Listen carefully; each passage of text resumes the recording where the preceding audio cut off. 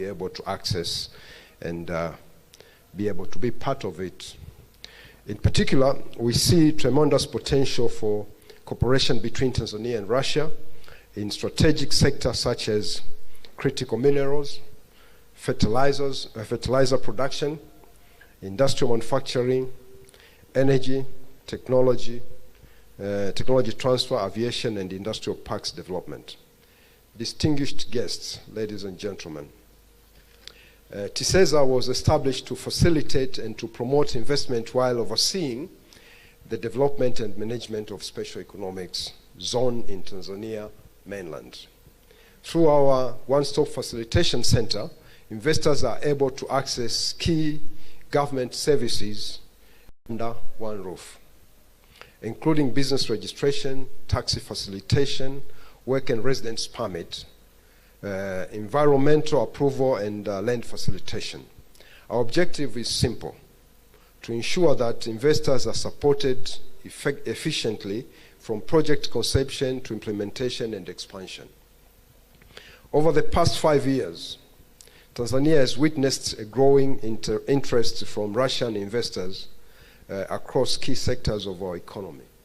From 2020 to 2026 March, the Tanzania Investment and Special Economic Zones Authority registered a total of 13 investment projects with Russian interests valued at approximately $401 million, with the potential to create 592 jobs for Tanzanians. The mining and petroleum sector accounted for the largest share, with investment worth about $340 million across 3 projects, followed by the manufacturing sector with 5 projects valued at $49.11 million, expected to create 345 jobs. Additional investment were also registered in agriculture and services, demonstrating the increasing confidence of Russian investors in Tanzania's economic potential, investment climate, and long-term growth prospects. Ladies and gentlemen, the purpose of this forum is not only to discuss opportunities, but also to build long-term partnership, encourage technology transfer, promote joint ventures, to create sustainable investment linkage between Tanzania and Russian businesses. We therefore encourage participants to take full advantage of business-to-business meeting and networking sessions organized throughout the forum. As government, we have deliberately ensured that the private sector is given sufficient time and space to engage directly, exchange ideas, and explore concrete areas of collaboration. We firmly believe that the engagement initiated here today will open a new chapter of economic cooperation between Tanzania and Russian Federation. As we move forward, Tanzania remains committed to creating a conducive, transparent, and predictable investment climate that supports sustainable and inclusive economic growth. Distinguished participants, your presence here today demonstrates confidence in Tanzania economic potential and the future of Tanzania-Russia relations, We highly valued your participation and commitment to strengthen trade and investment cooperation between our 2 countries. We see these few remarks It is now my honor to officially welcome you to the Tanzania-Russia Business and Investment Forum. I wish you a fruitful deliberation, productive engagement, and successful business partnership. I've also noticed while I'm standing here that there are members of parliaments in this. I would like to recognize you for also being able to attend this meeting. And with that remark, I would like to say thank you. Spasiba Balishoe, you are most welcome to Tanzania. Thank you. Asante sana, ladies and gentlemen, yes, a round of applause as we applaud that welcome remark. Asante sana, Dr. Dr. Mlima, asante sana. Once again, a round of applause, mabibi na mabwana. A round of applause, ladies and gentlemen, as he heads back to his seat. Ladies, that is the chair of TCESA. We have been welcomed. We are not only here to discuss opportunities, but to build long-term partnerships. Ladies and gentlemen, and with that, after those welcoming remarks and the doctor strongly setting the tone for this forum today, we would now like to move to the voice of Tanzania's private sector, which is central to transforming today's dialogue into practical business cooperation. Ladies and gentlemen, please join me in giving a round of applause to the chairperson of the Tanzania Private Sector Foundation Federation, the Tanzania Private Sector Federation. Ladies and gentlemen, a hand of applause. Ms. Angela Ngalula, karibu sana. TPSF.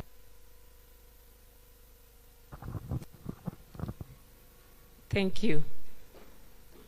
It's very difficult to speak, especially after a robust speech from the chairman of TCESA. Hongera sana, Mheshimiwa Mwenyekiti. Distinguished ministers, Your Excellencies, ambassadors and high commissioners, our regional administrative officer, a member of parliament who are here this morning, TCESA chairperson, our own TCESA Director General Giriateri, the CEO of Tanzania Private Sector, Deogratias Masawe, captain of the industry, member of the business community from the Russian Federation and the United Republic of Tanzania. Ladies and gentlemen, good morning, habari ya asubuhi. Jamani, mbona mmepoa sana?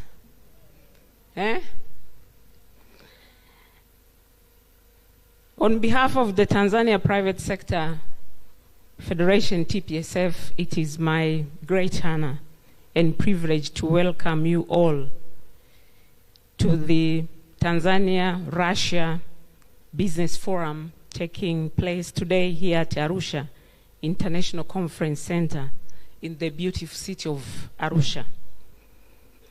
We are particularly honored to receive approximate 100 distinguished business delegates from the Russian Federation and more than 300 delegates from the Tanzania business community representing various sectors of our economies.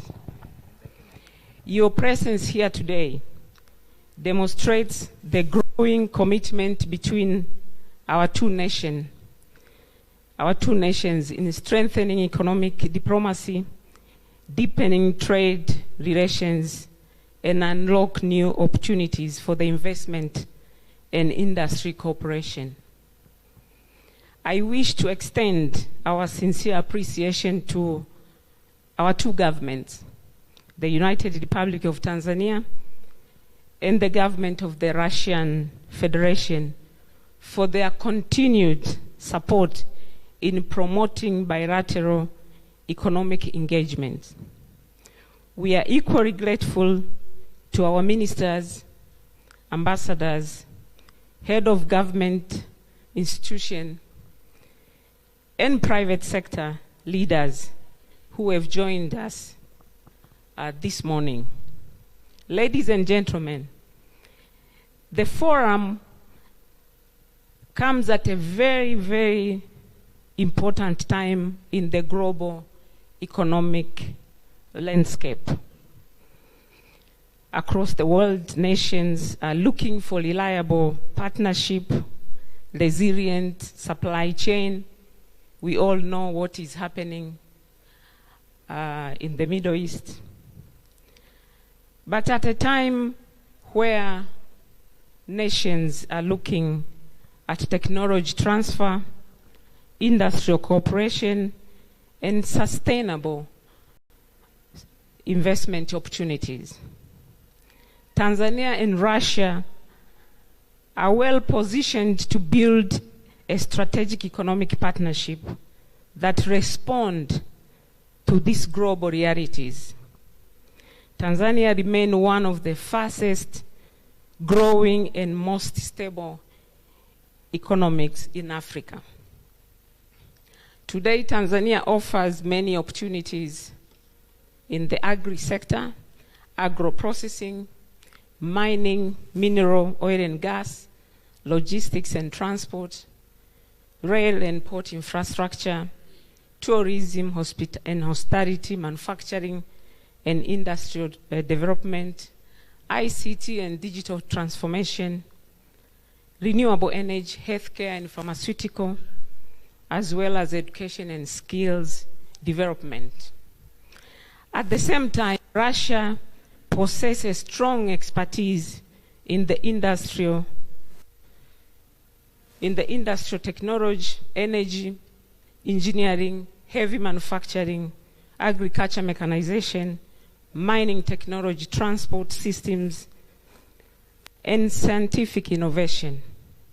The combination of the Tanzania's strategic location and the growing market with Russia industrial and technological capability creates a powerful foundation for mutual beneficial partnerships. Ladies and gentlemen, the Tanzania Private Sector Federation, which I represent, strongly believe that business-to-business cooperation is one of the most effective drivers of the sustainable economic growth. Government creates the enabling environment, but it's the private sector, it is us, to transform the opportunities into investment, jobs, industries, innovation, and long-term prosperity. We therefore encourage companies from both countries to move beyond discussions and focus on practical partnership, joint venture, technology transfer, value addition, and long-term investment commitments. Ladies and gentlemen, as TPSF, we remain committed to strengthening dialogue between the private sector and the government institutions. We are ready to facilitate partnerships, support investors, and ensure that the outcome of this forum translate into tangible business opportunities and long-term economic cooperation. Today's forum should not only be remembered as a networking event, but as a beginning of a stronger economic relations between Tanzania and Russia. A relation that is built on trust, mutual respect, innovation, and shared prosperity. As we engage today in today's discussion, panel session, and business meetings, let us focus on building partnership that will create employment for our people, support industrial development, expand trade volume, and contribute to sustainable economic transformation for both nations. Ladies and gentlemen, allow me once again to welcome our distinguished guests to Tanzania and thank every institution, stakeholders that made this important forum possible. I wish you a productive discussion and a successful engagement. It's stronger Tanzania-Russia economic cooperation for the benefit of our people and our future generation. Asanteni sana. Asante sana, thank you very much. Ladies and gentlemen, yes, tumsindikize na makofi. Wonderful, ladies and gentlemen. That is the chair of TPSF, the Tanzania Private Sector Foundation. Ladies and gentlemen, kwa mara nyingine tena, one more time, I would like to take this moment to welcome everybody who is not from Tanzania to Tanzania. One of the things that Ms. Angelina Ngalula did say, the chair of the Tanzania Private Sector Federation, that alisema mbona mmepoa? Why are you so low? So let's lift. It's when we're discussing business, discussing progress, discussing, as you put it, Ms. Ngalula, trust, innovation, mutual prosperity. I do believe that these things are things that we celebrate. So we join here not just discussing future prospects, but celebrating the fact that we are in this room together and the work that has been done to bring us together. Ladies and gentlemen, please give yourself a round of applause.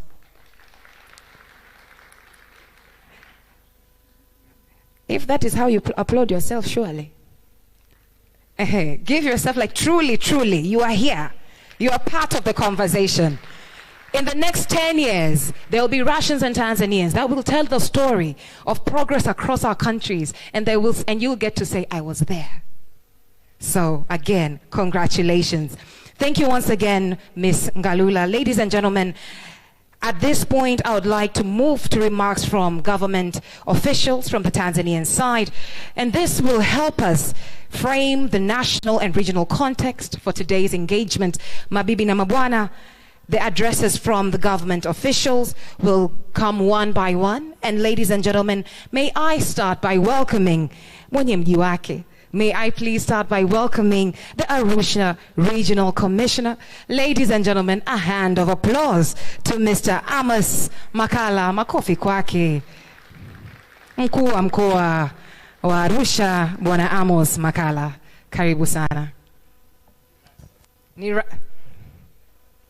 On behalf of the Regional Commissioner, the Regional Administrative Secretary, ladies and gentlemen, asante sana. Let's give him another hand of applause.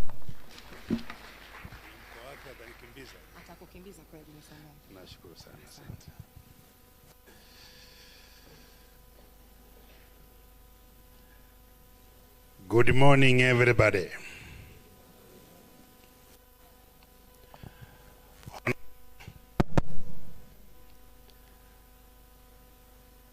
I'm Dr. Toba Arunason Nguvira, Administrative Secretary, Arusha Region. Not Regional Commissioner. Regional Commissioner is not here. On behalf of him, I'm here.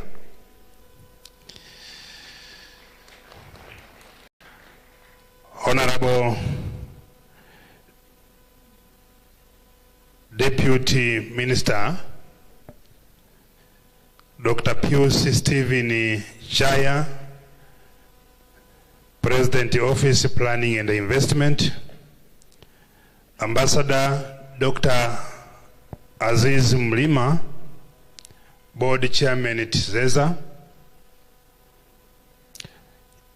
Excellency Frederick Kibuta, Ambassador for the United Republic of Tanzania to Russia Federation,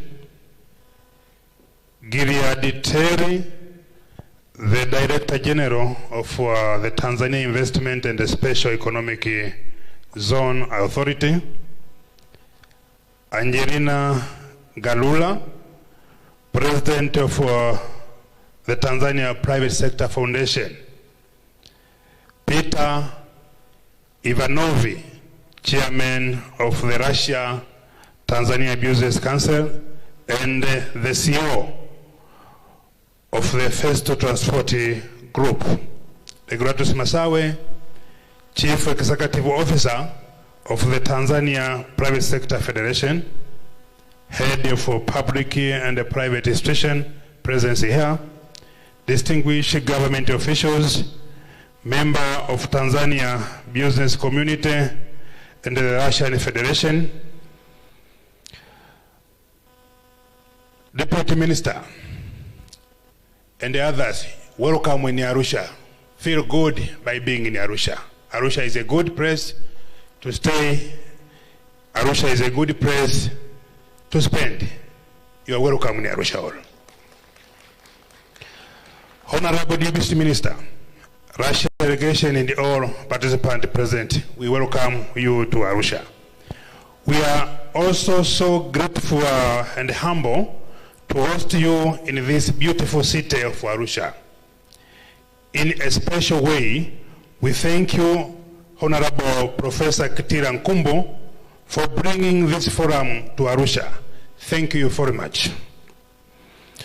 Honorable Deputy Minister, Arusha stands as the hub of tourism in East Africa and a strategic region economically and diplomatically.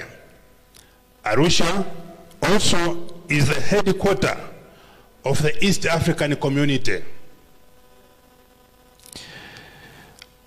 Deputy Minister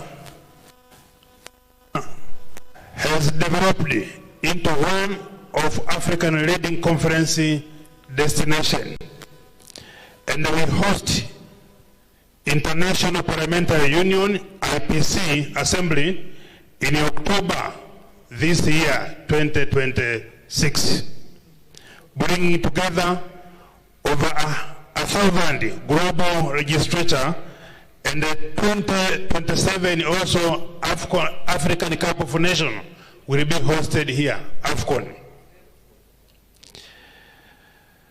The region is also surrounded by the global recognized tourism attraction, including Serengeti National Park, Ngorongoro Conservation Area, Mountain Kilimanjaro, Tarangire National Park, and the Lake Manyara National Park. For these reasons, those who will be interested are warmly welcome to visit Arusha region to see and to witness those tourist attraction areas. Honorable Deputy Minister, Arusha is the gateway to Tanzania National Tourism Circuit. Arusha also offers substantial investment opportunity like luxury hotels, conference facilities, tourism, aviation services. We affirm our commitment to support investors and enhance free, conducive environment already in place. We welcome Russian investors to Arusha and Tanzania at large. Wish the Russian delegations a successful stay in Arusha and a productive engagement during the Tanzania-Russia Business and Investment Forum. Thank you very much. Welcome in Arusha.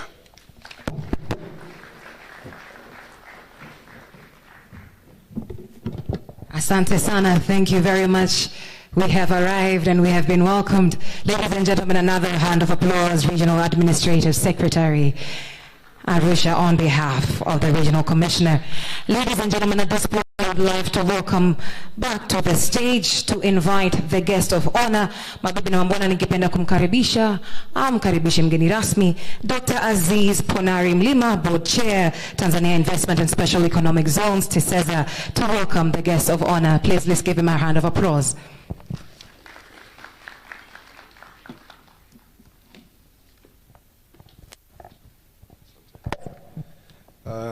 Ladies and gentlemen, I have a singular honor to welcome the Deputy Minister, Honorable Pius Chaya, to the podium.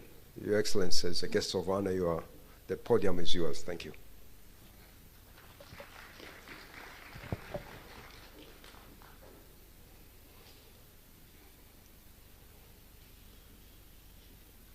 Karibu Mheshimiwa Waziri.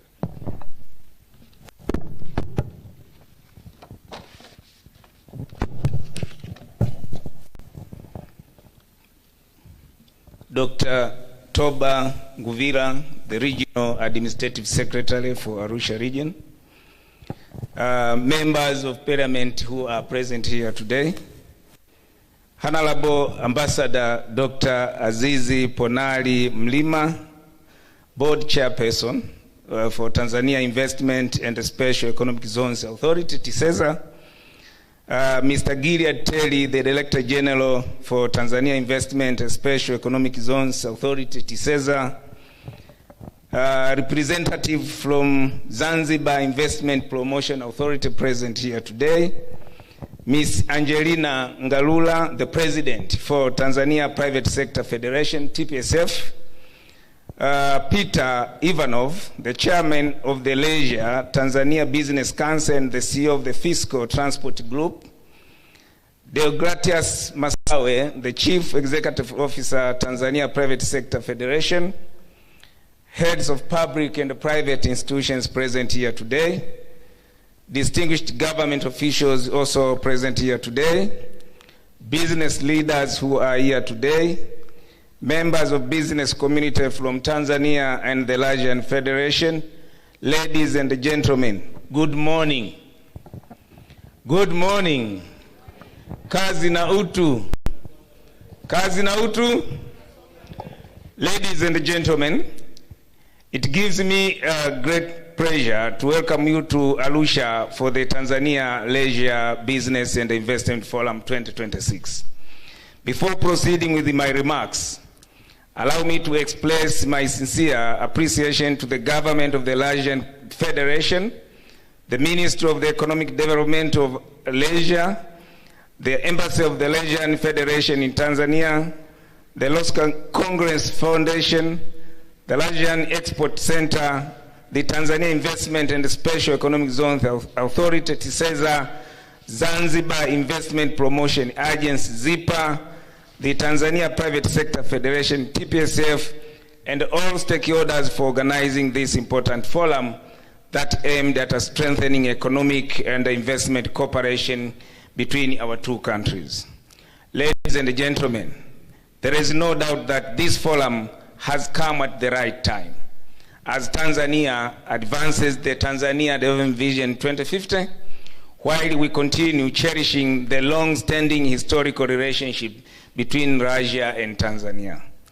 Ladies and gentlemen, we are gathered today here in the beautiful city of Arusha, a city widely recognized as the Geneva of Africa due to its historic role in diplomacy, peacekeeping, and international cooperation across the continent.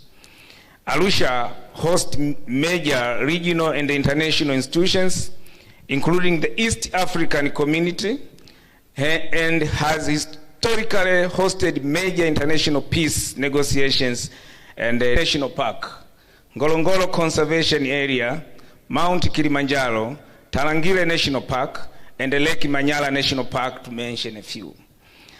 This makes Arusha not only a center for diplomacy, but also one of Africa's leading tourism and conference destinations. Dear participants, Tanzania today stands at a historic moment of economic transformation under the visionary leadership of Our Excellency Dr. Samia Suluhu Hassan, the President of the United Republic of Tanzania, and our country has continued to undertake bold reforms aimed at improving the investment climate, strengthening infrastructure, expanding industrial production, and position Tanzania as a competitive investment destination in Africa.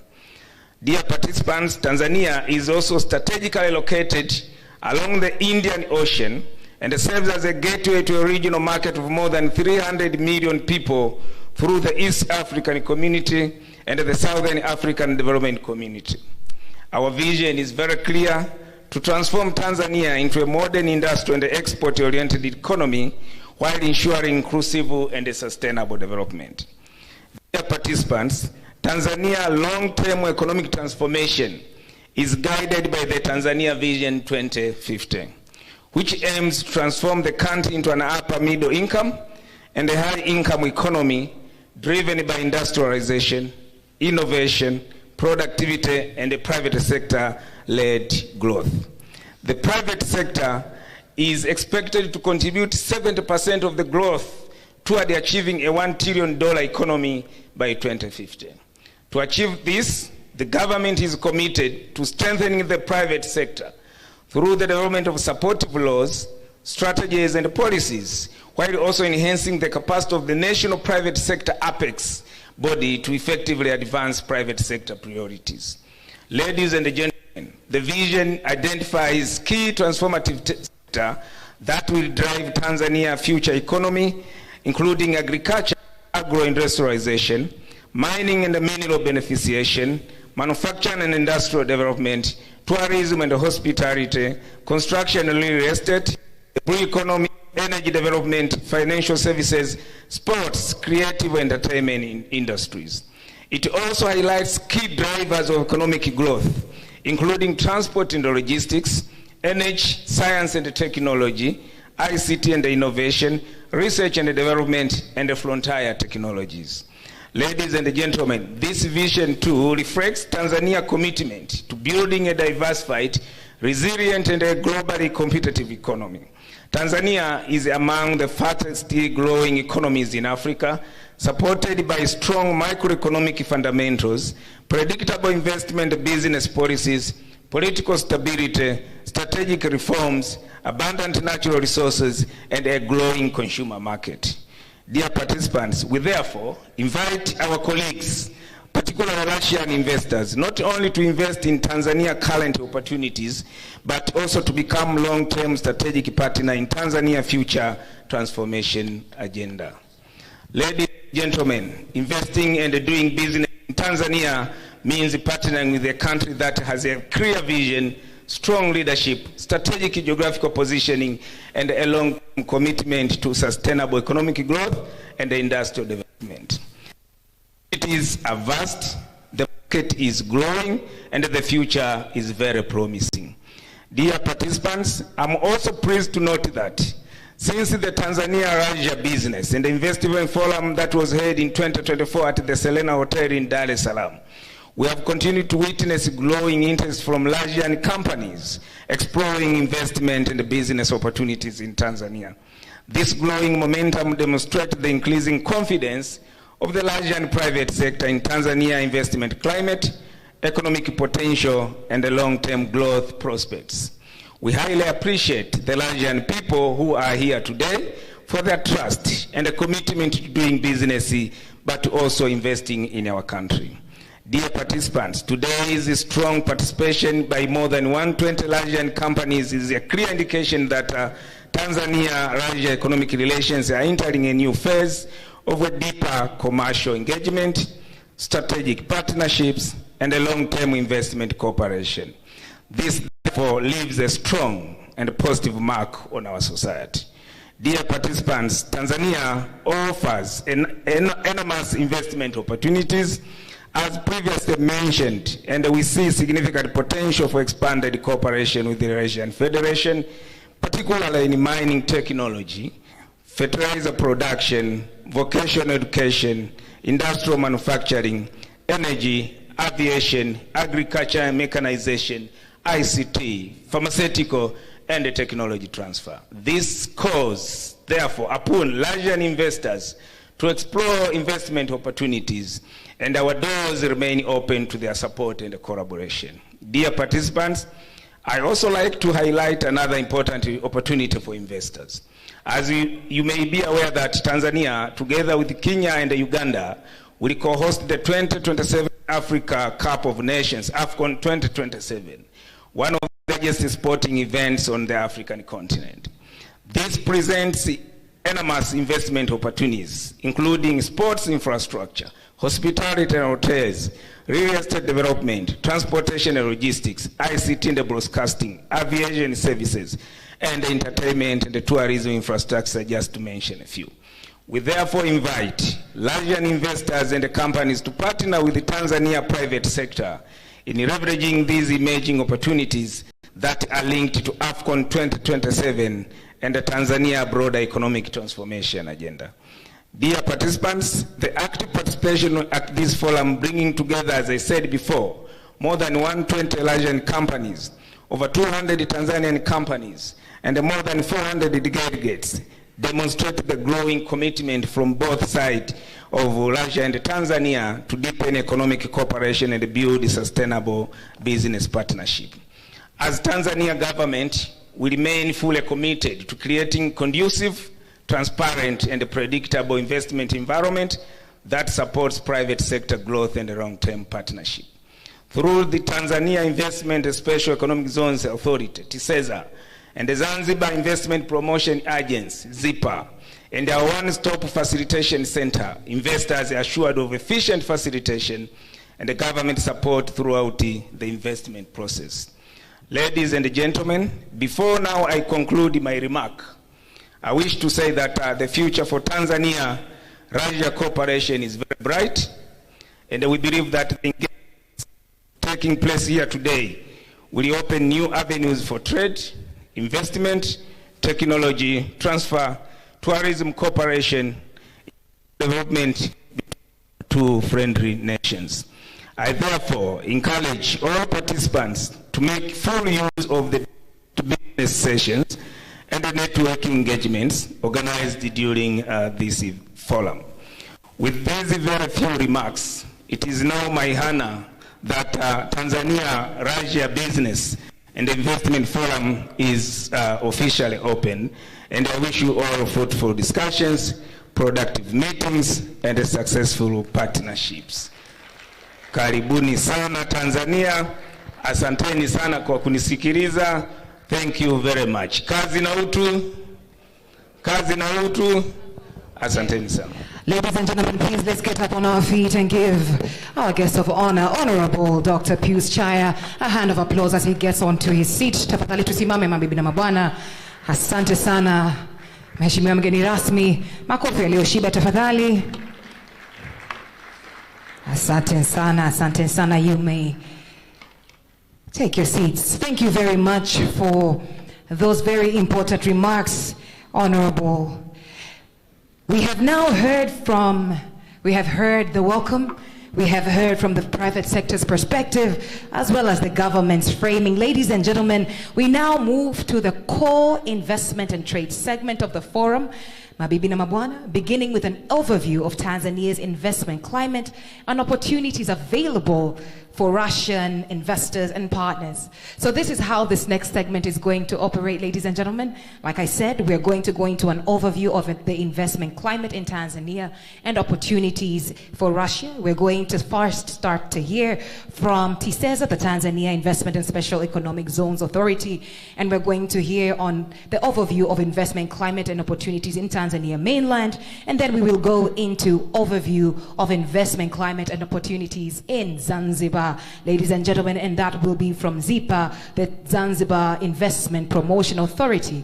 Right after we are done from there, we will move on swiftly to an overview of trade and investment opportunities between Russia and Tanzania. We will get to hear from our Russian counterparts as well as TanTrade. Mabibi na mabwana, without further ado, please join me in giving the General Director of the Tanzania Investment and Special Economic Zones Authority, TISEZA, Mr. Gilead Terry, a round of applause as he heads to the stage.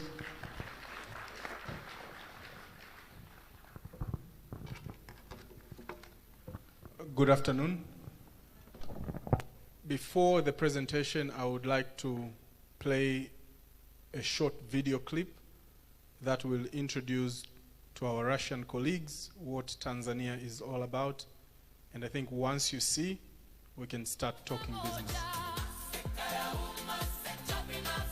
Где будет ваш бизнес? Где будет ваш бизнес через 50 лет? Есть страна, которая задала курс далеко вперед. Земля видения, молодости и амбиций. Это Танзания, ваша страна для отдыха.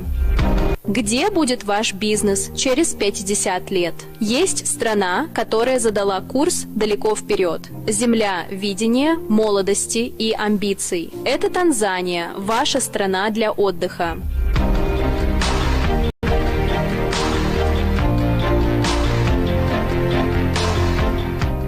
В 2025 году Танзания запустила свою программу «Видение 2050 года» – смелый план для конкурентоспособной, инклюзивной, индустриализированной экономики. Экономики, которая охватывает устойчивое развитие, технологии и процветание для всех.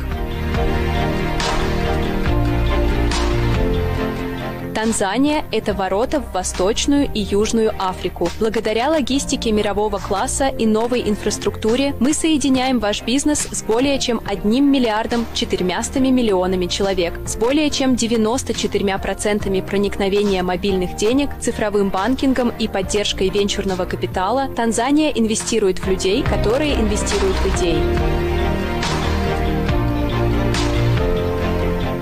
ТИЗЕСА, Управление по инвестициям и специальным экономическим зонам Танзании объединяет все это. Один шаг, полностью цифровой, быстрый и дружественный к инвесторам.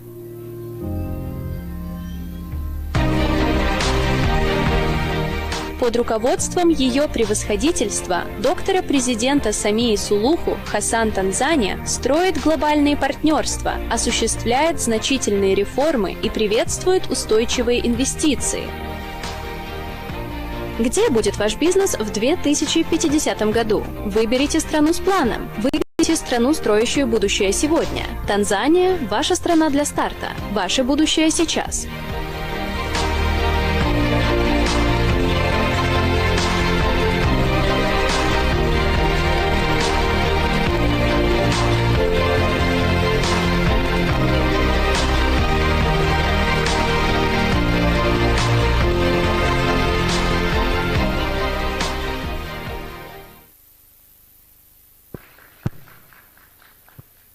Thank you. So I will spend a few minutes just to give you an overview of two things.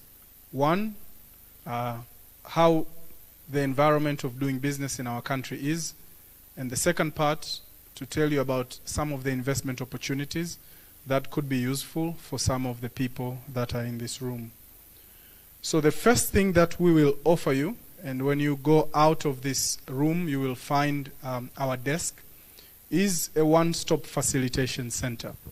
Our office is responsible to help all investors that come to Tanzania to get all permits, business registration, and completion of starting and operating a business from one office.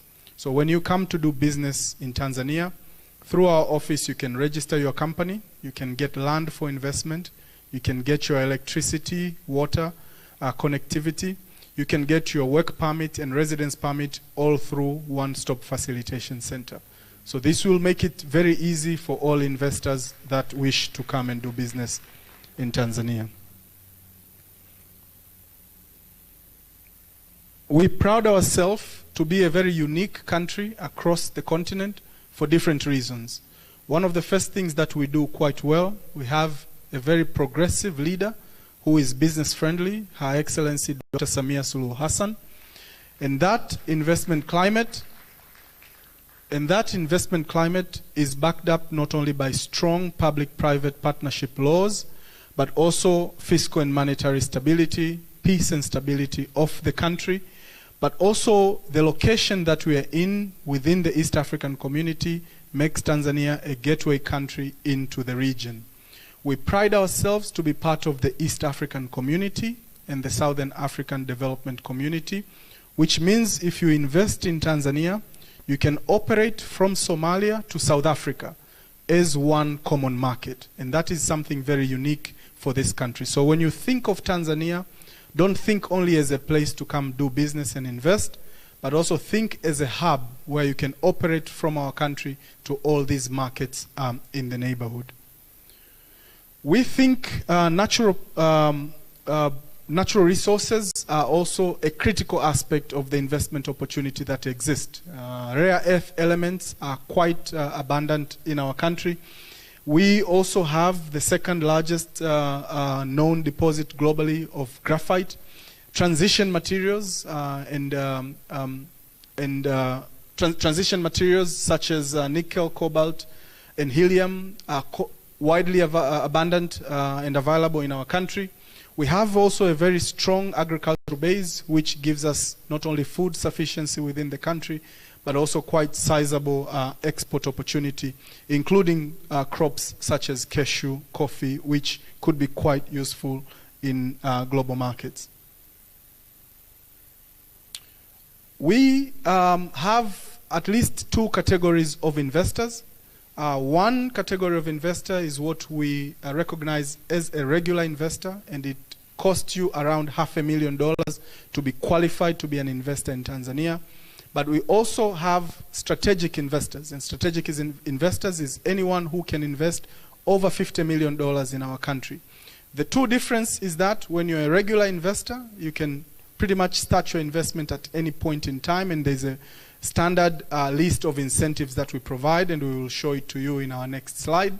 But when you're a strategic investor and you invest over $50 million in our economy, you are able to negotiate some of your incentives with the government of Tanzania, which is pretty unique to your business model.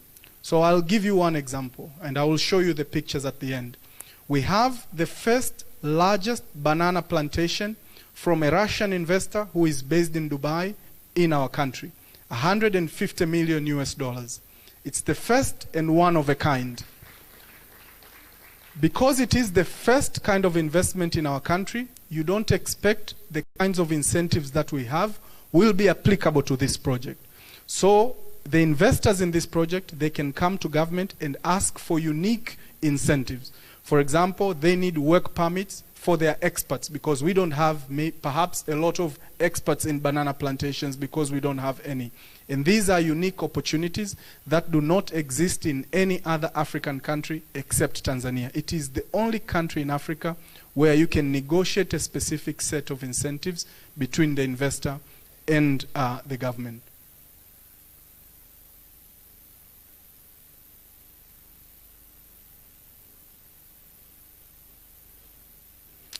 So we also have export processing zones investors. So for example, any Russian investor that wants to invest in Tanzania and export 100% of your products outside the East African community, you qualify to be in our export processing zones.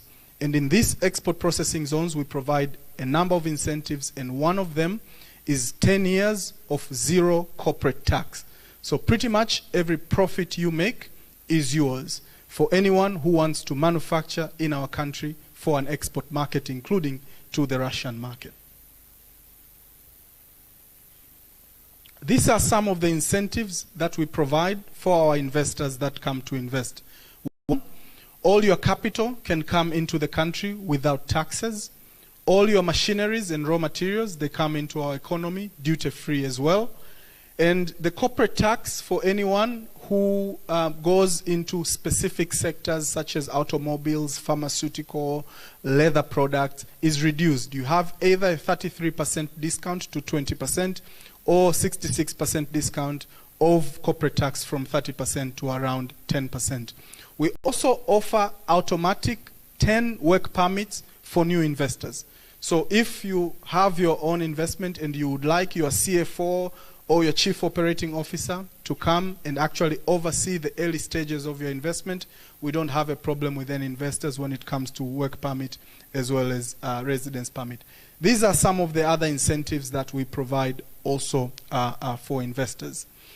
We'd like to, and this again, for 20% for the first 5 years if you're going into automobile, but again, 20% if you go into things like textile, leather, pharmaceuticals, and the rest of it. These are some of the incentives that we provide for Russian investors. Anyone, and this also includes Tanzanian investors in the room, if anyone can put up a factory within 12 months from the first day of construction to the first day of commission and operation, we knock off 33 years of your lease payment. So when you lease land from us, we give you either 33, 66, or 99 years. If you can put up a factory within 12 months, we will give you the first 33 years lease free. You will only pay a small service fee, and we would like as many people to go into manufacturing as we can. We also give you support within the regional market through our embassies and supporting your investment. We have our zone offices as well that help you on your day-to-day operations when it comes to permits and compliance. But we also have other incentives, including VAT exemption and duty exemption, depending on which kind of enterprise you are going to work in to work into. Things like distribution trucks, they enjoy 75% reduction of import duty. So this is some of the list of incentives that we provide depending on which cluster of market you would want to serve. If you want to operate within the East African community, or you want to use Tanzania as a hub for manufacturing for the greater Africa or the global market. We pride ourselves to be a very unique economy within Africa. And I would like our Russian counterparts to understand. Tanzania is quite different from a lot of other African countries. If you look into the economy of many African countries, you would find 90% of their export is one particular product, or 50% of their export is one particular product. The Tanzanian economy is very diverse. 20 to 25% of our GDP is agriculture. So we have quite sizable agriculture production, ranging from cotton, coffee, cashew, to horticulture like avocados, and again, as I've said, banana investment that is coming up at the moment, 7,000 hectares of the biggest contiguous farm of banana plantation anywhere else in the world. But we have 10% of our economy being in extractive. We have, as I mentioned, quite sizable mining deposits, but we also quite a proud investment in uranium from a Russian company, Rosatom. We also have 10% of our economy being in logistics, because our port is used by around 8 countries in the nearby region. There is opportunity in logistics, storage, warehousing, and transportation as well, around 10% of our GDP. 30% of our country is reserved land as national parks or game reserve. So tourism is big. Some of you are here in Arusha, is our best tourist city. You will see Serengeti, you will see Ngorongoro, you will see Mount Kilimanjaro. And this is also a big opportunity here. What that means is that our economy has opportunity in many different areas. Tanzania has 10 regions with over 1 million people each. And the rapid population growth creates a lot of urbanization and a lot of opportunities in real estate sector. So these are some of the opportunities that we have. We also share a proud moment where our country will host African Cup of Nations next year, collectively within the East African community. And we understand that our Russian colleague not many years ago hosted the World Cup. So these are some of the opportunities that we have laid in front for you. We believe that through our special economic zones across the country, there will be a good opportunity. But manufacturing, some of the 10 opportunities that we would like to lay in front of you today, number one is manufacturing.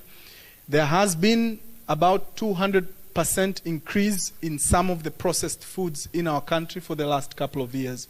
We think that manufacturing is the future. Building materials, food products, logistics. We are having a lot of assembly of motor vehicles, motorcycles, and mobility products within our economy. So if there is number one opportunity in our country, that will be manufacturing.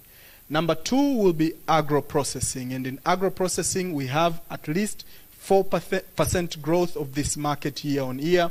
We estimate export revenue to be somewhere between $3.5 billion to $4 billion annually, and it's an important area.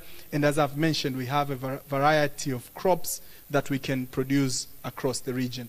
Opportunity number three will be on blue economy, ranging from fisheries, exploration in the ocean, deep sea fishing, but also other offshore renewable energy. And any companies that are interested in this area, this is a big area of interest for us as well as for Zanzibar.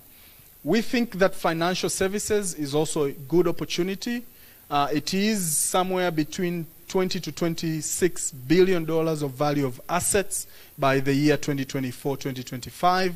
We are seeing somewhere between 5 to 6% annual growth. And this is an area that I understand some of my colleagues in the room will be interested to talk to you. I have seen my colleague Nelson from NMB. If possible, if you're there, if you can stand up. Our colleagues from CRDB. So these are our guys in finance. And if you have a moment, please have a time to have a direct chat with them if you have interest in the financial services. Service sector, also very important. As I've mentioned, logistics of the ports. We see ICT, things like education, healthcare services, quite a big investment. We are very proud to hear that there is a company that is interested in railway logistics that is here with us, and I will be looking forward to our meeting today, this afternoon. This sector is growing between 30 to 40% every year. 3 days ago, I met top 100 CEOs in Tanzania, in Dar es Salaam, and one of the CEOs mentioned that they are putting up a new assembly plant for tractor heads. And they said they estimate annual demand for new tractor heads, for new transit trucks, is 15,000 trucks a year. That's the demand for Tanzania. There is no any other country except South Africa that has that kind of demand annually. So the growth of the logistics center is quite big, quite sizable, and it's not going to slow down anytime soon. Creative industries, sports and innovation, as I mentioned, are quite a sizable fit next year to host the AFCON, and we are open to anyone who has interest within the creative industry. Tourism and hospitality, I've touched upon it. We see at least 17% of it in GDP, and we see at least somewhere between 8 to 10% annual growth of this sector every year. Mining and extractive, again, 10% of our GDP and big opportunity. Construction and real estate development, and this one I will extend it to things like railway across the country. Again, this figure of around 3 million houses deficit every year. I met the CEO of our mortgage refinancing company, and he says the demand could be up to 8 million annually. So we have, for the last 5 years, have had $500 million of Russian investments in our country. And this is not counting Russian investors that go through third-party country. We're not counting Kazakhstan, as you know. Some of your colleagues are based in Kazakhstan. They are based in Dubai, and we are not counting them. So this is directly from Russia for the last 4 or 5 years, $500 million that has come into our economy. Now, I would like to share 2 main points before I finish. One is the growth of investment in our country. We are not surprised to see this big delegation from Russia today, because this is the trend in Tanzania now. Everyone is coming to Dar es Salaam, everyone is coming to Tanzania, and we are happy to receive you. So as much as we welcome you, we would like to let you know you are not the only person that we are receiving. There are quite a big interest for investors to come into Tanzania. As you see, 2021, when Her Excellency took office, one of the best private sector presidents we have ever seen in our country, we jumped from around 200 projects a year. We are doing 900 projects a year back to back. We jumped from $3 billion worth of investment a year to $12 billion worth of investment last year. So Tanzania is booming. This is the place where things are happening, and you should come. If you don't come, your brothers from the east or from the west will be here. And we would like to continue working with the people of Russia, because we have a very long, rich history between our two countries. And I would like to make you envious by 2 points. This is the Mantra project. This is in Mkuju River, one of our biggest projects, close to $500 million worth of investment only from this particular project when it will be completed. It was inaugurated by Her Excellency the President last year. And this one is the land that has been cleared. Again, it will be the largest contiguous, like single place, banana plantation in the world. $150 million worth of investment from Russian investors based in the UAE. And this is the kind of investment and businesses that we expect to talk about and have conversations here today. We are very proud to have you. We are very excited to meet you.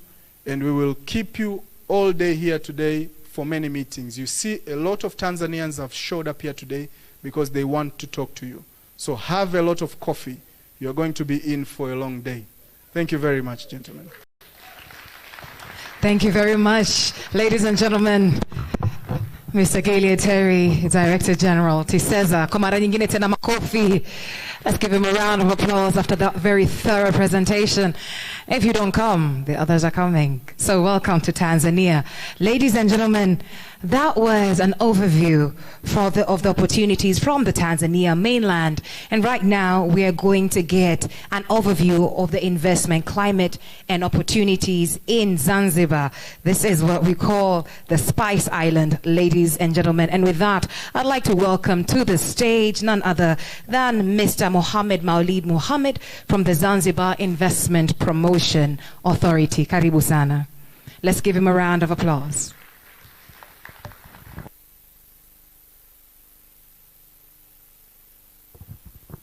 Good afternoon, everybody. My name is Mohammed from the Zanzibar Investment Promotion Authority. I'll be presenting the environment and opportunities of investment in Zanzibar. First of all, I would like to gratitude my brothers from TISEZA. He explained a lot of every introductory remarks about Tanzania and everything what it has. So I'll be presenting a video. It's not short. It's quite 5 minutes to 6 minute video to see what are the opportunities and the investment life and probably in Zanzibar. Thank you. You're welcome.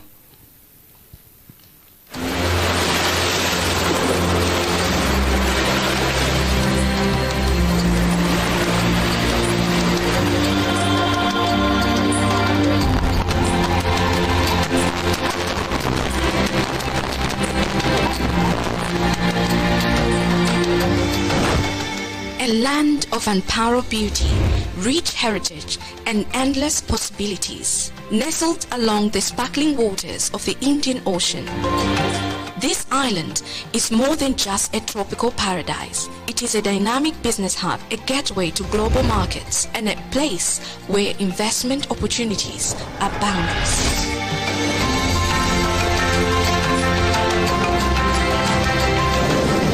This is Zanzibar, a place where strategic location meets opportunity.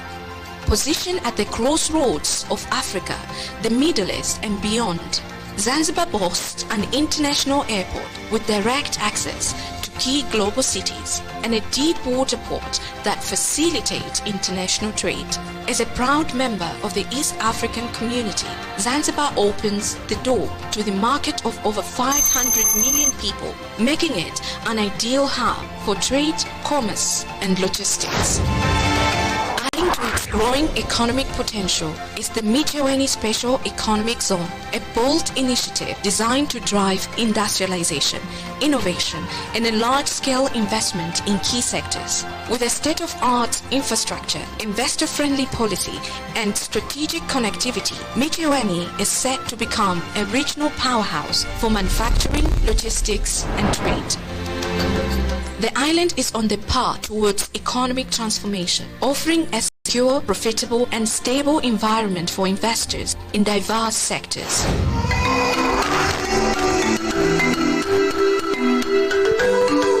Tourism is a cornerstone of Zanzibar's economy, contributing significantly to its GDP and generating 80% of foreign currency earnings. Over the past 4 years, Zanzibar has 2.3 million visitors, and with over 800 hotels and resorts, it is fast becoming one of Africa's top travel destinations.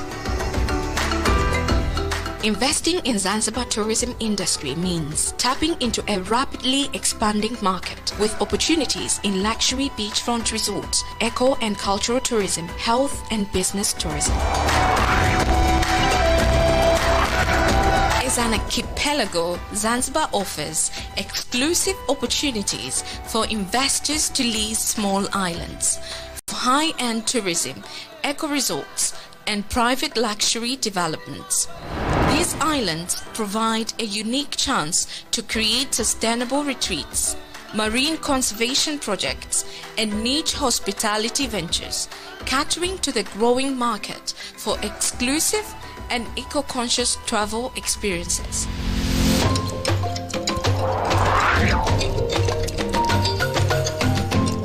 The The blue economy in Zanzibar offers immense untapped potential in sustainable fisheries and aquaculture for food security and exports, maritime trade and port development, and renewable ocean energy projects such as wind and tidal energy, further solidifying Zanzibar's position as a regional logistics hub. Invest in Zanzibar's blue economy for a prosperous and sustainable future.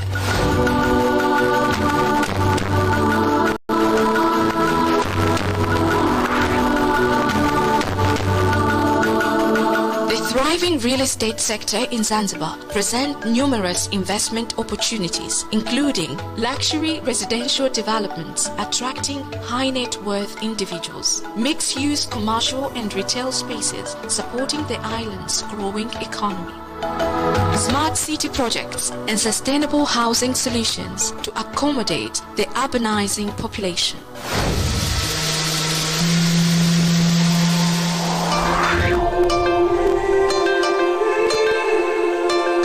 Zanzibar is fostering industrial growth with exciting opportunities, agro-processing transforming local produce into export-ready goods, pharmaceutical manufacturing to meet both local and regional demands, textile and garment productions, capitalizing on expanding international markets. Zanzibar's manufacturing sector is primed for high returns and long-term growth.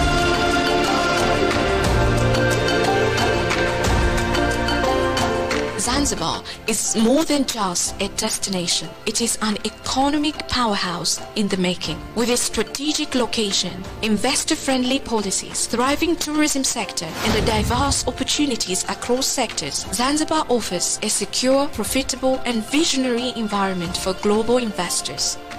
The revolutionary government of Zanzibar is now welcoming all prospective investors who wish to invest in Zanzibar.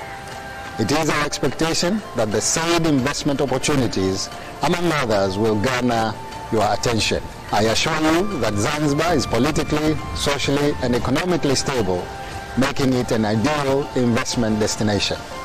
My government is committed to continuing our role to provide a conducive and friendly environment for private investment and business opportunities. We are looking forward to hosting and partnering with you to invest in Zanzibar now.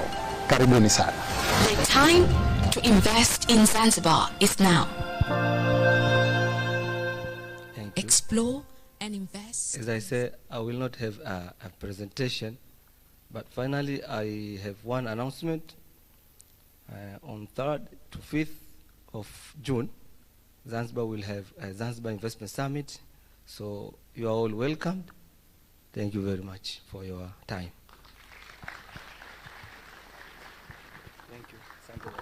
Thank you very much, Mr. Mohammed. Ladies and gentlemen, the time to invest in Zanzibar is now. The time to invest in Tanzania is now. Another hand of applause to that presentation in visual format. Ladies and gentlemen, after that segment, we are moving on swiftly to get an overview of trade and investment opportunities between Russia and Tanzania. And this segment will be divided across 4 speakers. Ladies and gentlemen, we will begin with the president of the Tanzania Friendship Society, followed by TAN Trade, followed by the director of the Center of African Studies, National Research University Higher School of Economics, and then the CEO of SK Capital. Ladies and gentlemen, without further ado, we now move into the opportunities between Russia and Tanzania. Mabibi na mabwana, we are moving into the perspective of business from the perspective of the the Russia and Tanzania Friendship Society. Mabibi na mabwana, makofi ya kipekee kabisa to the member of the General Council, business ambassador to the United Republic of Tanzania, all Russian public organization Business Russia, and president of the Tanzania Friendship Society. Ladies and gentlemen, makofi ya kipekee kabisa, Bwana Yuri Korobov. Karibu sana.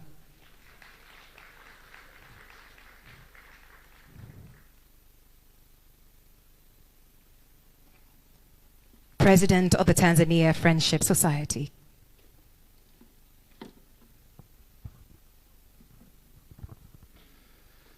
Всем добрый день. Очень рад поприсутствовать сегодня на этой площадке. Хотел выразить в первую очередь слова благодарности принимающей стороне, правительству Танзании, экономическому блоку, также экономическому блоку Российской Федерации, который приложил к этому тоже немало усилий. Сегодня прозвучало довольно-таки много слов, прозвучало очень много цифр. И that I want to talk and I want to share with you guys. So I'll try to save time and talk in a very short way.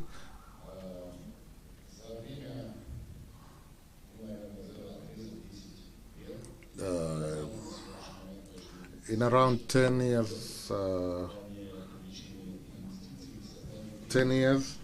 investment in Tanzania has been a very good work from the Tanzanian organization and the government.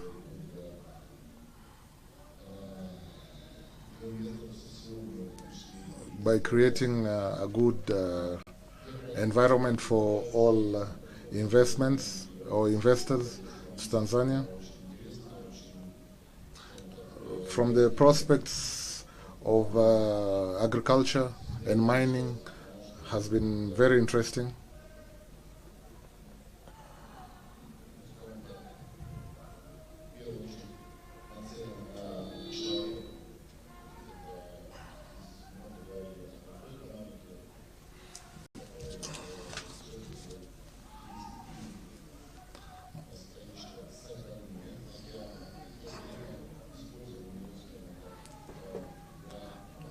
Another factor that is very interesting is the blue economy.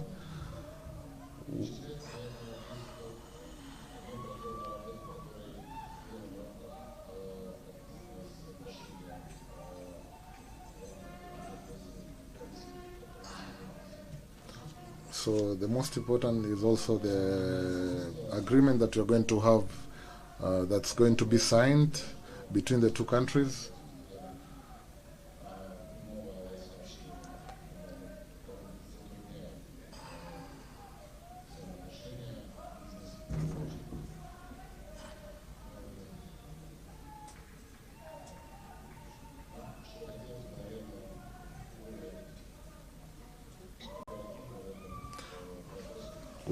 We hope that on this agreement that you're going to have a good relationship in terms of operations.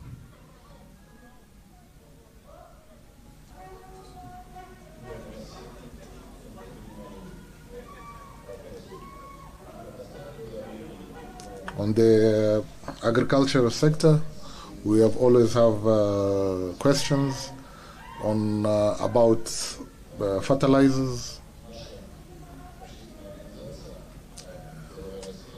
and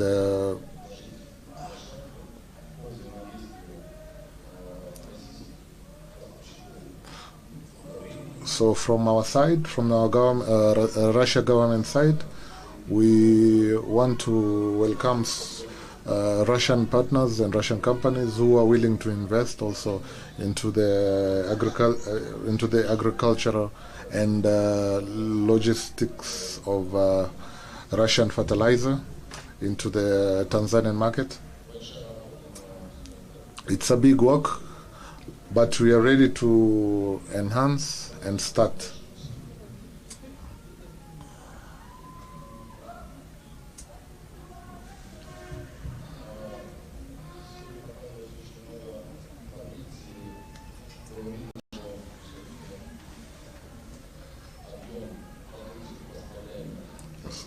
So today they have shown us on the screen so many products that are from Russia to Tanzania. You cannot say it's out of balance, but it's a good perspection on the growth of Russia to the Tanzanian market.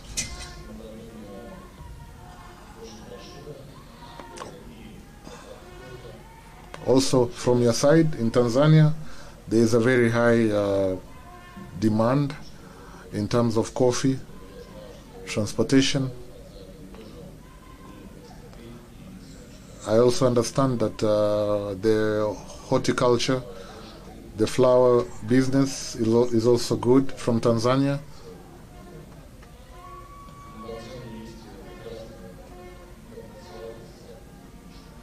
And Tanzania has a very good potential in that.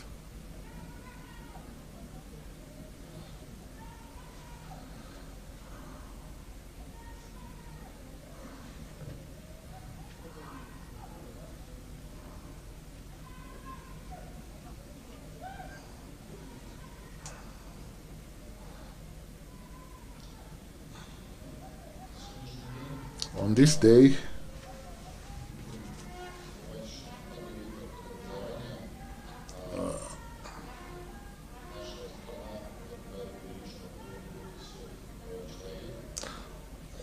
so on this day I'm going to talk about also about education. This year our country added up to 500 to 600 free education to foreign students from Tanzania and the rest of Africa. So the plan is to upgrade it up to 1,000 people.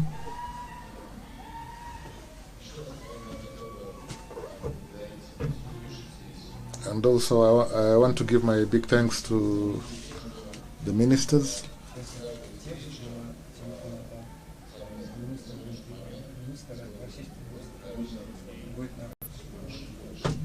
And нашими странами он растет друг к другу. В качестве ответного жеста я хотел бы пригласить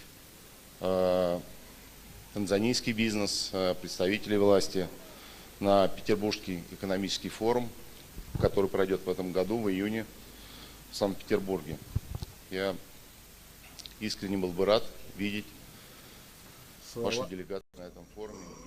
So we have a forum that's going to be happening in June, and I really welcome all the delegates that are here today. Thank you so much. Thank you very much, Asante sana, Mr. Yuri. Ladies and gentlemen, we are now preparing to receive our ministers in the hall. We are now preparing to receive the ministers, so we are going to put a little bit of a pause in the overview of opportunities available in. Allow me to take this off. We're going to put a pause in the overview of opportunities in both, or the looking at the different investment opportunities between Russia and Zanzibar, and we're preparing to receive our ministers in the hall this afternoon. Our ministers will present their remarks right before lunch, and then the B2B sessions. Right after the presentations from our ministers, we will move into following up on our agenda as it was. Ladies and gentlemen, to join us this afternoon, we will have the Honorable Professor Kitila Mkumbo, who is the Minister of State, President's Office Planning and Investment for the United Republic of Tanzania. With him will be Honorable Mahmoud David Kombo, who is the Minister of Foreign Affairs and East African Cooperation of the United Republic of Tanzania. Ladies and gentlemen, we will also have Honorable Maxim Reshetnikov, who is the Minister of Economic Development of the Russian Federation. Ladies and gentlemen, with them also we will have Honorable Ngwaru Jumanne Magembe, who is the Deputy Minister of Foreign Affairs and East Africa Cooperation of the United Republic of Tanzania, as well as other dignitaries. Ladies and gentlemen, as our ministers walk into the hall this afternoon, I will ask again that we stand up and give them a round of applause. This high-level dignitary, this delegation is really testament to the political will, testament to the intentionality and commitment to make sure that this is not simply a conversation, but then there are practical action points that come out of this. Ladies and gentlemen, let's keep engaging dialogue with those on your table as we wait for the ministers to come into the hall. Once again, when they come in, I will ask us all to give them a hand of applause, to stand up on our feet and give them a hearty hand of applause before we start listening and hearing from them. Karibuni sana, I will be right back.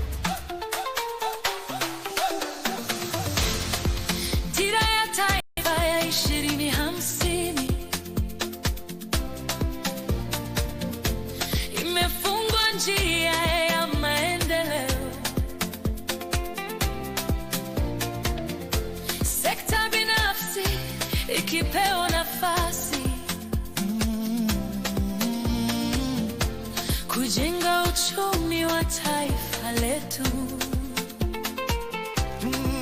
kupitia uwekezaji na biashara, tunajenga kesho iliyo imara. Nguvu ya Watanzania kwa pamoja kuleta mabadiliko ya kweli. Uwekezaji Tanzania, tunasonga mbele kwa pamoja. Sekta ya umma, sekta binafsi, kwa maendeleo ya taifa. Uwekezaji Tanzania, tunajenga nyumba moja kwa ustawi wa kila mmoja na kwa nchi yetu Tanzania.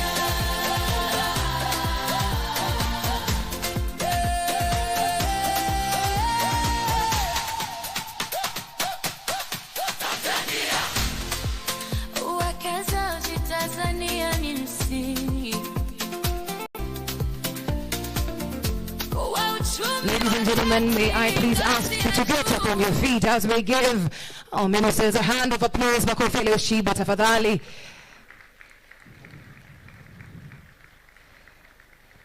Ladies and gentlemen, with us this afternoon, a hearty hand of applause, Honorable Mahmoud Abid Kombo, Minister, MP, Minister of Foreign Affairs and East African Cooperation of the United Republic of Tanzania. Makofi kwake mabibi na mabwana. Also, ladies and gentlemen, Honorable Maxim Reshednikov, Minister of Economic Development of the Russian Federation. Ladies and gentlemen, let's keep applauding. Also, we have Honorable Professor Kitila Alexander Mkumbo, MP, Minister of State President's Office Planning and Investment, United Republic of Tanzania. Entering the hall right now, ladies and gentlemen, Honorable Mahmoud Abid Kombo, another hand of applause. MP, Minister of Foreign Affairs and East African Cooperation of the United Republic of Tanzania. And with them, ladies and gentlemen, as you take your seats, we also have Mr. Peter Ivanov, Chairman of Russia-Tanzania Business Council. Asante sana. Another hearty round of applause all together for the incredible partnership that has made this happen. Mabibi na mabwana, ladies and gentlemen, at this point I would like to welcome to the stage to speak with us, ladies and gentlemen, the chairman of Russia-Tanzania Business Council, the CEO, FESCO Transport Group, Director for Logistics, Rosaton State Corporation. Mabibi na mabwana, a hand of applause, Mr. Peter Ivanov.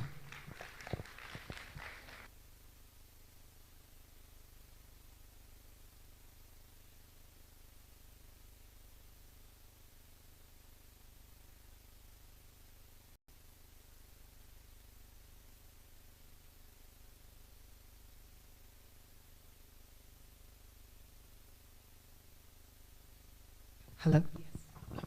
Thank you.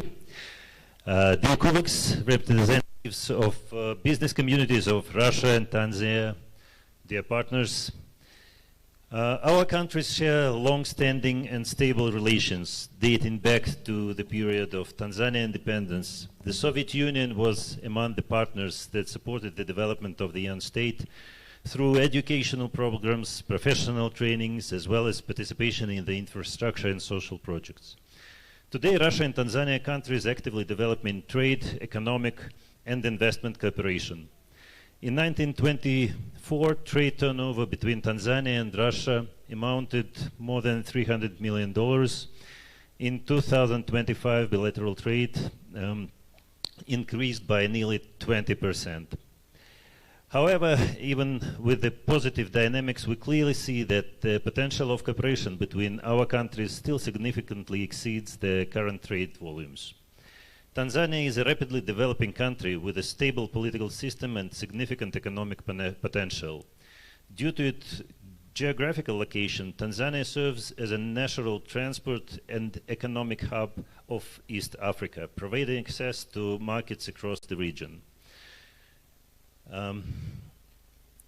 In addition, population and economic growth are creating steady demands for the development of infrastructure, logistics, and trade. In January 2026, the Russian-Tanzanian Business Council was established under the Chamber of Commerce and Industry of Russian Federation. The Council's objectives to include strengthening business ties, supporting investment projects, reducing infrastructure and administrative barriers, and creating sustainable channels of interaction between business and government. Following the first meeting of Council held in March this year, key areas of the Council activities were identified, covering both traditional sectors of cooperation, fertilizers, energy, and petroleum products, as well as promising new areas like financial technologies, platform solutions, and security-related technologies. The Council already includes leading Russian companies and industry associations such as KAMAZ, Fosagra, Business Russia, Weberev, Sber Institute for African Studies of Russian Academy of Science, and others. The Council's activities also involve major Russian producers of fertilizers and technological solutions, as well as representatives of banking sector interested in developing cooperation with Tanzania. All in all, around 15 companies. Currently, with the support of Embassy of Tanzania in Russian Federation, we are working on establishing the similar on Tanzanian side. During this visit, we have a number of meetings scheduled with representatives of associations to discuss the potential cooperation, including Tanzanian Chamber of Commerce, Tanzanian Private Business Foundation, Tanzania National Business Council, and the Tanzania Trade Authority.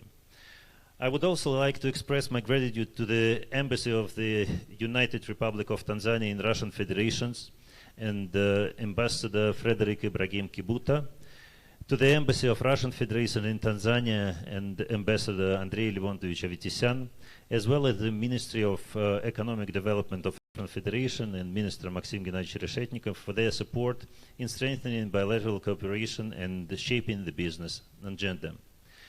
Today we have everything necessary: mutual interest, resources, and understanding. Our task is to transform the potential into real projects and sustainable economic ties.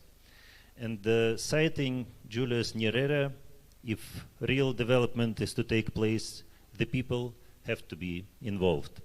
And I believe that cooperation of our nations will allow this mutual development in the near future. Thank you. Thank you very much, Mr. Ivanov. Ladies and gentlemen, let's give him a hand of applause as he heads to his seat. Chairman of the Russia-Tanzania Business Council. Mabibi na mabwana, mheshimiwa mgeni rasmi kwa ruhusa yako, I would like to give a special recognition, ladies and gentlemen, to the Executive Secretary, National Planning Commission, also the Permanent Secretary, President's Office Planning. Mabibi na mabwana, a hand of applause, Dr. Tausi Kida. Asante sana. Ladies and gentlemen, we would like to now invite to the stage to speak with you all the Minister of State President's Office, Planning and Investment of the United Republic of Tanzania. Mabibi na mabwana, a hearty round of applause to Honorable Professor Kitila Alexandra Mkumbo. MP, karibu sana. Kitanzania tunamsindikiza na makofi. In Tanzanian fashion, we welcome him with a hand of applause all the way to the stage. Karibu sana, mheshimiwa.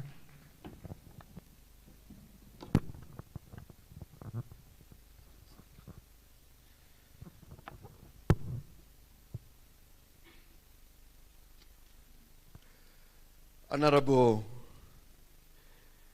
Mahamud Thabit Kombo, Member of Parliament and Minister for Foreign Affairs and the East African Cooperation, Honorable friend Mr. Maximo Reshenikov, the Minister for Economic Development of the Russian Federation, our permanent secretaries, Dr. Kida and Dr. Msemwa, but also Mr. Pavel, the Director of the Department for the Bilateral Cooperation of the Russian Federation, whom together with the two PSs have worked very hard on enhancing our technical cooperation. Our two ambassadors, Mr. Kivuta and Andrei. And of course, the most important people who are here, the leaders of our business communities. And let me take this opportunity as a begin to very specifically and in a very special way congratulate the establishment of the Russia-Tanzania Business Council. And for Mr. Ivan for having been elected as therefore the first chairperson of that very important council.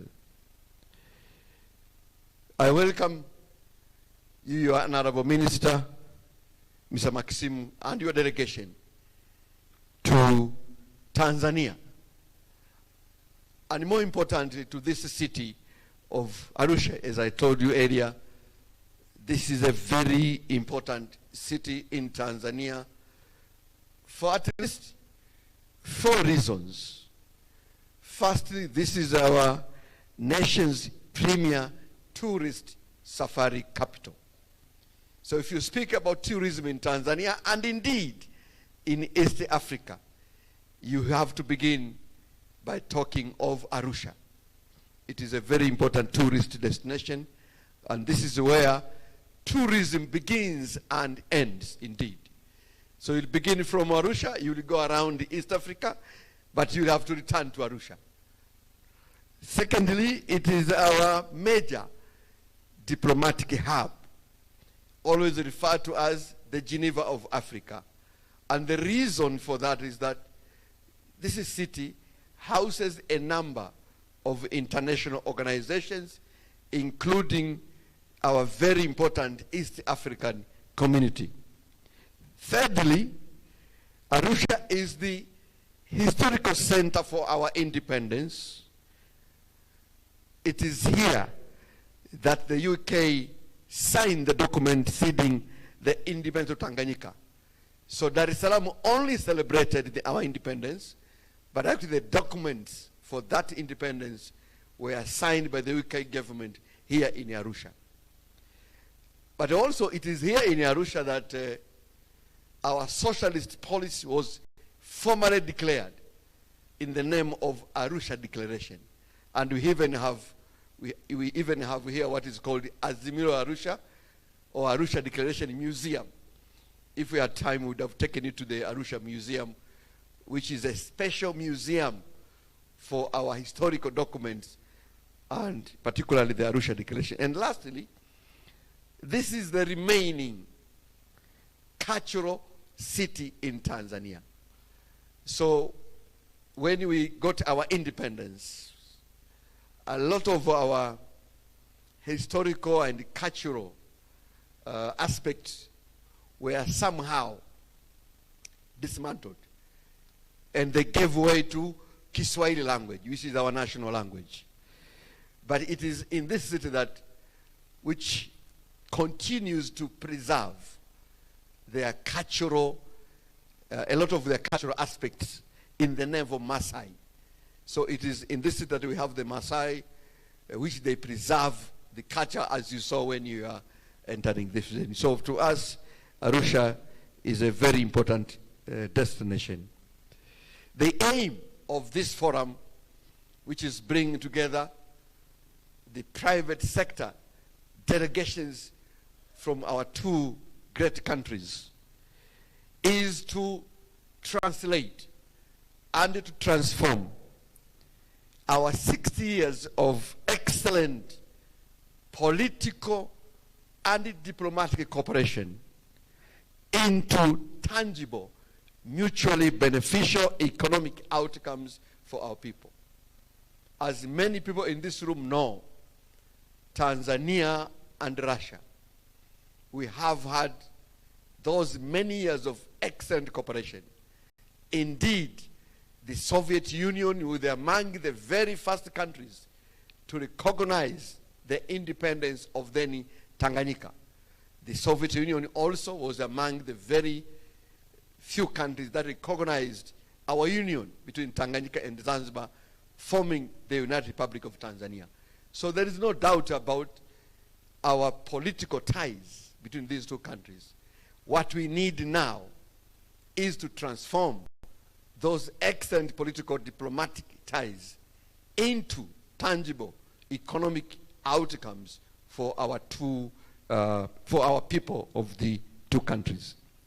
I want to reaffirm the Tanzania's good business and investment climate. We have a very strong economic growth trajectory. This year, our economy is projected to grow to around 6.1%. Next year, 6.3 to 6.5. It is among the Africa's fastest growing economies. We have the needed political stability and peace. This country is among probably the few African countries that remains politically stable and peaceful. We have had 7 elections, all of them very peaceful transfer of power. Our country is excellently strategically located, giving access to the East African community, as we know, 80 countries, but also to South African Development Community, altogether 14 countries. Those two blocks give us around 300 million in form of capital. We are also very important members of the African Continental Free Trade Area, giving access to around 1.3 billion market in the region. So definitely investing in this country, you'll be investing in Africa. Doing business with Tanzania, you'll be doing business with Africa. Our President, High Excellency Dr. Samia Suluhu Hassan, has championed important reforms to ensure that our business environment continues to be attractive to investors and business people around the world. We are positioning Tanzania as a regional industrial and logistics hub.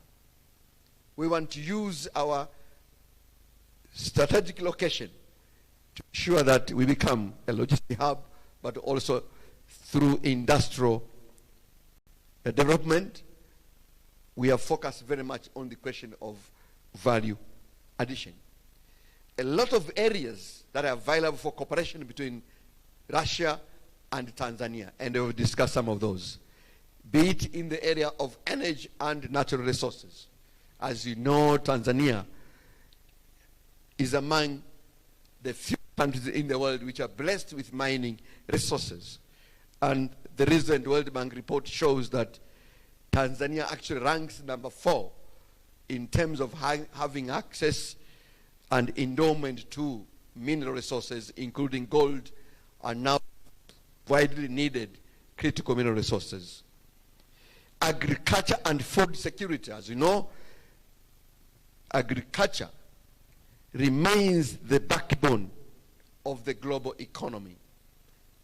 And we know that Russia is very much experienced in this field and like to work together to ensure that we're able to develop the agricultural sector in Tanzania. Tanzania has around 44 million hectares of arable land, but only about 33% of that one is already cultivated. So there is a huge potential in the sector of agriculture. And the world now needs more food than ever. And Tanzania can feed, Africa can feed the world with the cooperation, with the experience of the Russian companies in that area. Industrial development and manufacturing, especially with the focus on special economic zones. And as we discussed, Tanzania is ready to offer a special economic zone for our ongoing mantra project. And this is very key. As I said, tourism is very important, and we are very happy that now one of the big sources of tourism for Tanzania, both Tanzania mainland and Zanzibar now, is the Russian people. And which is why we are now at a very advanced stage of exploring the possibility of having a direct flight from Dar es Salaam and possibly Kilimanjaro all the way to St. Petersburg and Moscow for that matter, so that we are able to bring the Russian tourism directly from Moscow here to Tanzania. Education, science, and technology is another area that we can have excellent cooperation between Russia and Tanzania. And already, as we know, hundreds of Tanzanians have been trained in Russia, and they continue being trained. Russia offers excellent cooperation in that area. And therefore, we welcome Russian companies to invest in Tanzania, but I believe also the Tanzanian businesses to be able to invest in Russia. And more importantly, to ensure that the Tanzanian products from agriculture, from fisheries, from mining, have access to great Russian markets, so that when Africans visit Russia, they're able to find African products, and particularly Tanzanian products, into the supermarkets in Russia.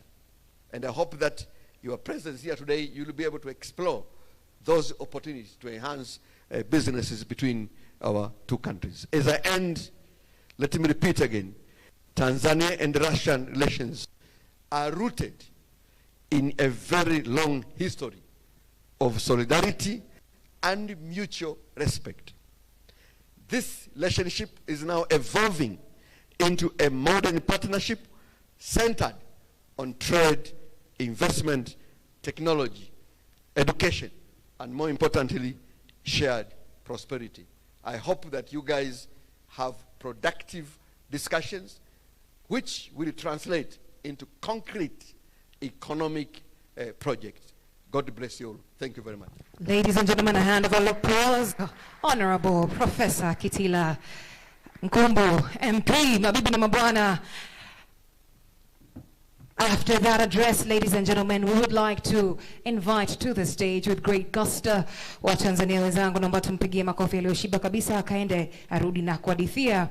Ladies and gentlemen, with a Tanzanian round of applause to the stage, Honorable Maxim Reshetnikov, the Minister of Economic Development of the Russian Federation. Karibu sana.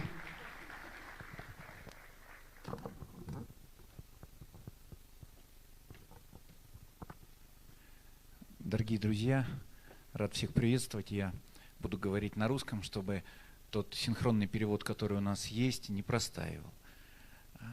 Во-первых, позвольте мне поприветствовать моего коллегу, господина Китила Мкумба, министра, руководителя президентского офиса по планированию Республики Танзания, с которым мы уже в третий раз проводим этот замечательный механизм межправительственной комиссии. И отдельные слова приветствия уважаемому Махмуду Комба, министру иностранных дел Республики Танзания, кто придал нашей встрече такой еще более масштабный межминистерский характер и кто действительно помогает нам продвигать наше сотрудничество в практических таких вещах, потому что, конечно, присутствие МИДа всегда усиливает любого экономического министра, любую экономическую повестку.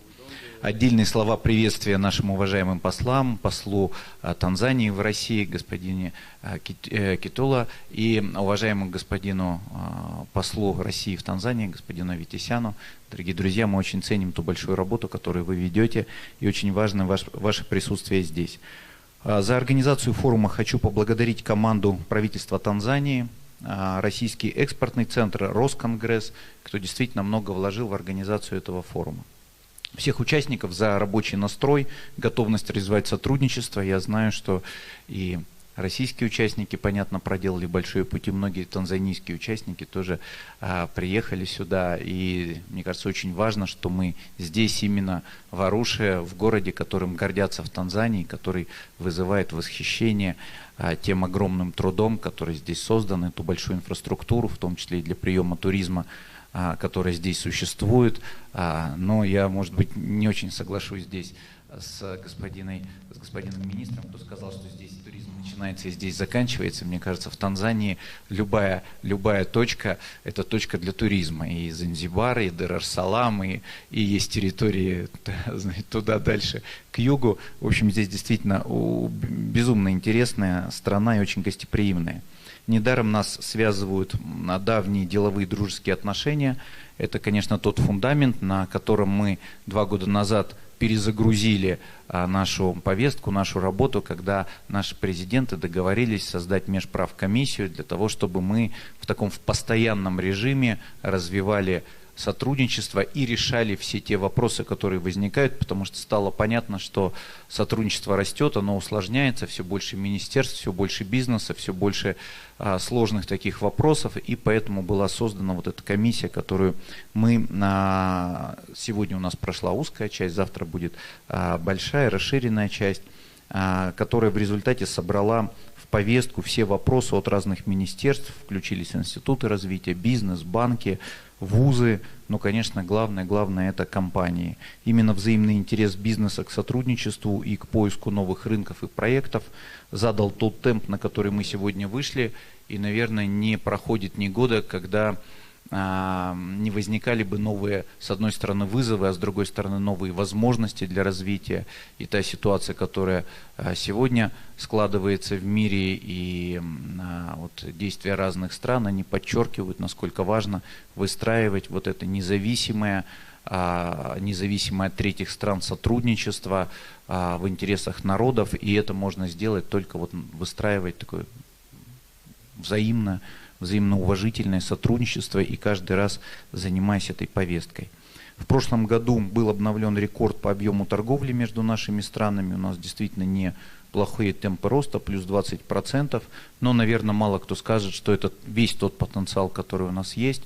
Мы действительно видим, насколько развивается танзанийская экономика, насколько растет производство товаров, готовы к этому. Российский бизнес готов к этому прикладывать руку, участвовать в этом, помогать, ну и, конечно, открывать наш рынок, потому что, подчеркну, Российская Федерация заинтересована в сбалансированной торговле со своими партнерами, и в этом плане развитие импорта, развитие поставок из Танзании в Россию имеет для нас такой же приоритет, как и развитие поставок из России в Танзанию. Поэтому, дорогие друзья, здесь действительно мы на равных относимся к развитию торговли и понимаем, и уважаем, и готовы участвовать и быть частью танзанийского развития, потому что исходим из того, что развитие Танзании – это в том числе и развитие наших экономических связей, это развитие российской экономики, равно как и наоборот. Поэтому давайте укреплять связи с тем, чтобы наше движение становилось все более синхронным.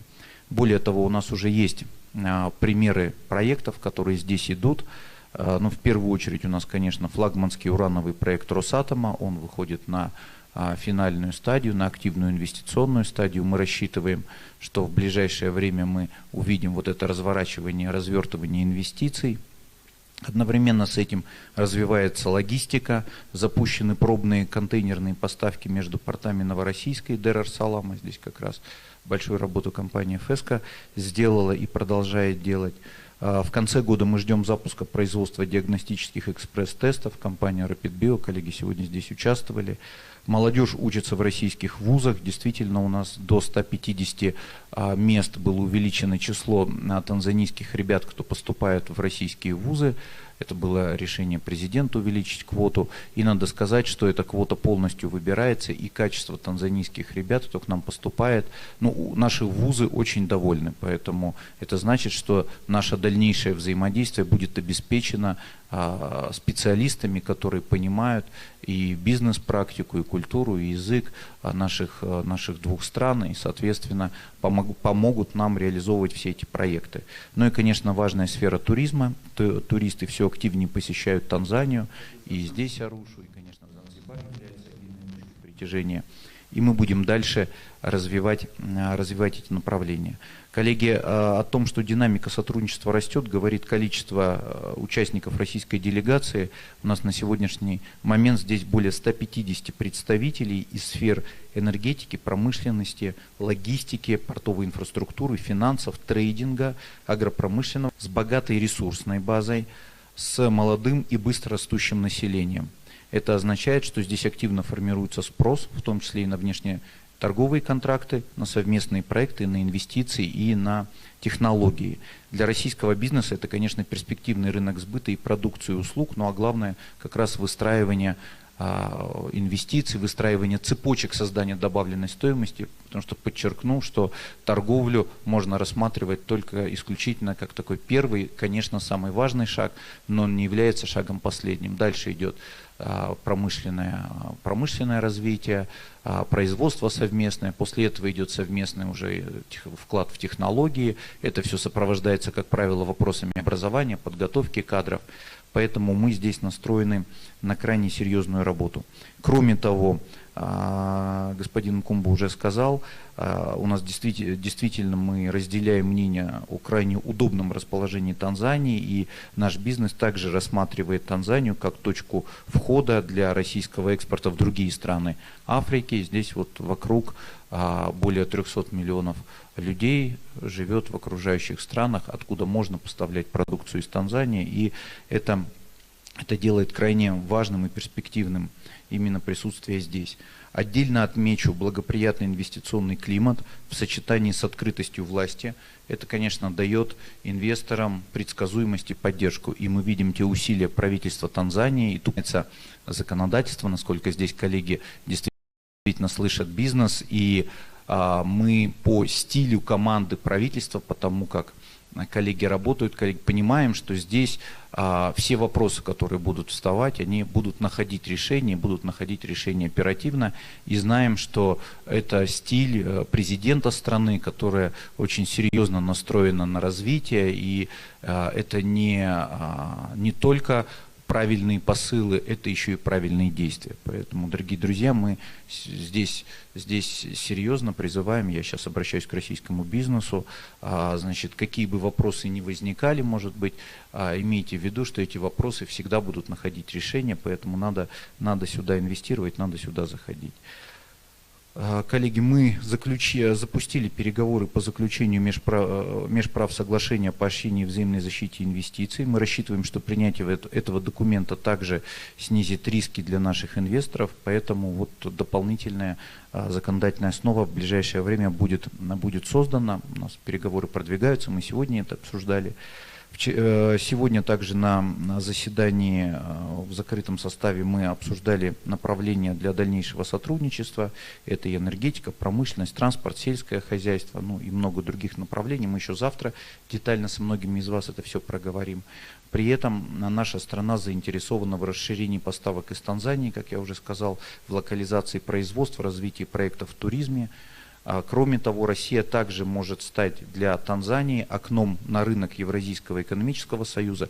Я, кстати, призываю здесь посмотреть на возможности российских платформ, маркетплейсов. Это мощные такие уже организации в сфере платформенной экономики, которые работают в десятках стран и, соответственно, поставляют танзанийскую продукцию в эти системы, на маркетплейсы.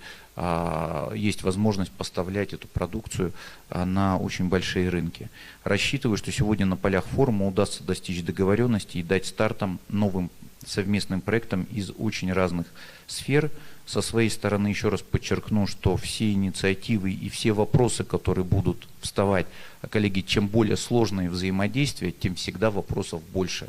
Вот вопрос не в этом, вопрос в том, есть ли механизмы для того, чтобы обсуждать эти вопросы и снимать те проблемы, которые, безусловно, возникают, когда сотрудничество приобретает большой масштаб. Я вас заверяю, что у нас такой механизм есть, у нас есть межправкомиссия, мы с господином Укумбой находимся на постоянной связи, постоянно обмениваемся какими-то сообщениями, новостями, вопросами, которые есть. У нас очень эффективно работают команды, у коллег действительно в министерстве, ну, вот, то, что называется техническая команда. Ну, кто здесь технический, вы же знаете, вопрос такой еще, как бы, да, значит, наши речи технические, вот, или, значит, а вот работа, которую коллеги делают, как раз главная и содержательная, вот, потому что мы только озвучиваем итоги, вот, но здесь действительно очень сильный став, и мы дальше будем персонала, мы дальше будем и по линии российского посольства, здесь мотивированные ребята, но дальше будем усилять, добавлять сюда численность, ну и, соответственно, очень ценим наших коллег из Танзании. Уважаемые коллеги, в языке суахили есть замечательное выражение «хапаказиту», не знаю, правильно ли я произнес, да, меньше слов, больше дела. Вот, на мой взгляд, это суть того партнерства, к которому мы стремимся, и то, о чем мой коллега и друг уже сказал, главное, он сказал, нацеленность на конкретный результат в интересах жителей наших стран. Я абсолютно уверен, что у нас все получится, всем желаю удачи и желаю найти хоть немножко времени, если оно останется, чтобы посмотреть, как вокруг все прекрасно, и потом уже вернуться сюда не только с деловыми целями. Спасибо и удачи. I'm really grateful, and I hope that you are going to come back in the future with more working. Ladies and gentlemen, thank you very much, Honorable Reshetnikov, Minister of Economic Development and of the Russian Federation. Ladies and gentlemen, at this point, it gives me great honor to invite our guest of honor to the stage to speak with us. Mabibi na mabwana, may I please ask you up on your feet as we applaud, as we bring to the stage the Minister of Foreign Affairs and East African Cooperation of the United Republic of Tanzania, MP, Honorable Mahmoud Thabit Kombo. Mabibi na mabwana, a hearty round of applause.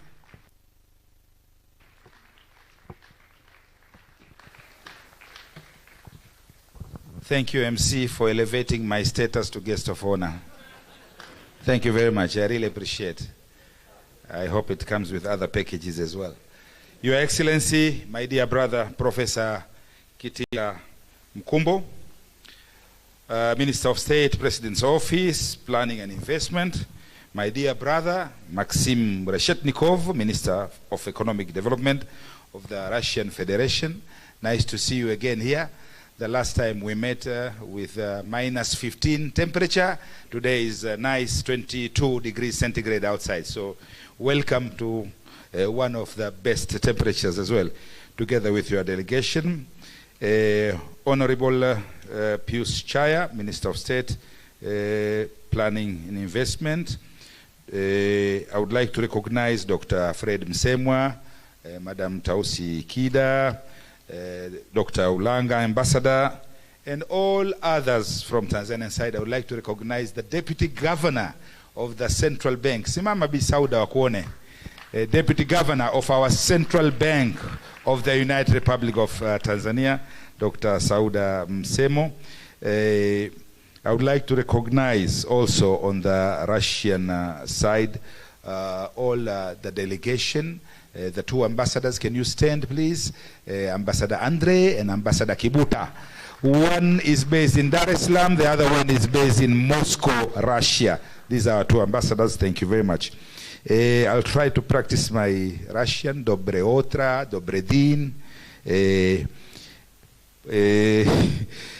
It's quite difficult. Kakov vas dela?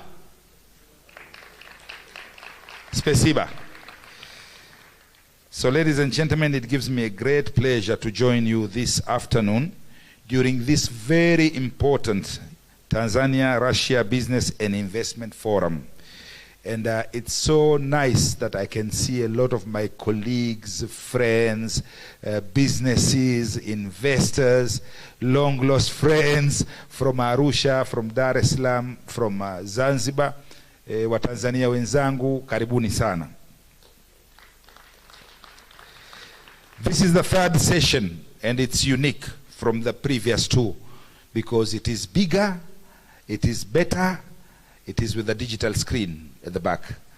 So this shows that we are improving year by year. This is the third session.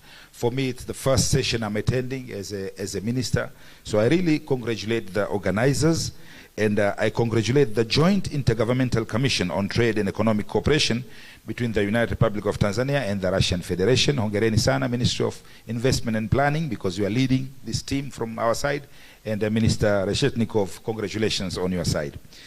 At the outset, also, let me extend warm greetings from Her Excellency, Dr. Samia Suluhu Hassan, President of the United Republic of Tanzania, who insisted that I give you these greetings while you are here, all of you, especially to the Russian delegation and all Tanzanians, that she is also monitoring and watching because we are live. So she's following up on all what we are saying here. So it is very important for me to deliver this message so that she knows that I've delivered it. She, in her message, she clearly wrote that she attaches great importance to the continued strengthening of the long-lasting friendship and cooperation between Tanzania and Russia Federation, and this will be soon followed by her state visit next month to Moscow and St. Petersburg from the 3rd to 6th of June to attend also the Russian International Business Forum. Because you came with 150 businesses today, Minister Reshetnikov from Russia, she's also expecting to go with almost the same number of businesses from the United Republic of Tanzania to Russia. End of the message. This forum today is a clear demonstration of the growing momentum in relations between our two countries and reflects our shared commitment in strengthening economic diplomacy and expanding engagement between our people, institutions, and private sectors. As you know, economic diplomacy is under my ministry directly, so I'm also directly responsible for making you people talk, do business, make money, and make a lot of profits. For many years, United Republic of Tanzania and the Russian Federation have maintained cordial and mutually highly respectful relations built on friendship, solidarity, and cooperation. Today, we are witnessing renewed energy and stronger engagements aimed at translating these excellent political relations into practical economic partnerships and commercial cooperation. Excellencies, ministers, dear distinguished delegates from both sides of United Republic of Tanzania and Russian Federation, the discussions you are going to have today and engagements will further demonstrate the significant potential that exists for expanding trade, investment, and business partnership between Tanzania and the Russian Federation. I will give you my own short story here when I went the first time to Russia. Because before, when people were mentioning Russia, the image you have in your mind is very different. But when I went there before, it was in the year 2019. 2019, yes. When I arrived in Russia, the first thing I saw, a lot of taxis there are Mercedes-Benz S-Class. A lot of taxis are Mercedes-Benz S-Class. For those who have gone to Russia will witness. So the first shock for me started from the airport. And then I went to, there was a tourism forum for promoting tourism. And I had a special message to President Vladimir Putin at that time. And I was very warmly welcomed, highly hospitable. And I regretted that why I didn't go to Russia all these years. Number one. Number two, it was on the same time zone, so I could call my family in Tanzania. It is the same time zone I think I'm right. There's no difference of time zone. We are in the same time zone. Number 3, I was sent to bring Russian tourists and promote United Republic of Tanzania. So when I was doing my presentation, the Russians were correcting me by saying there are issues that I didn't mention. And one of them was Freddie Mercury being born in Zanzibar. The Russians will laugh because they are fans of Freddie Mercury. And the third thing, I went to bring tourists, but I was given almost 4 aircraft called Urusi Airlines, which had 3 stories altogether, ghorofa tatu. And I came with them to Tanzania. It was even difficult to land at some point because we didn't have enough stairs, the long stairs to go up, but it worked. And this was Russia, and Tanzania was full of tourists during and after COVID period, 2021, 2022 was full. In some instances, we almost said no because it was excessive.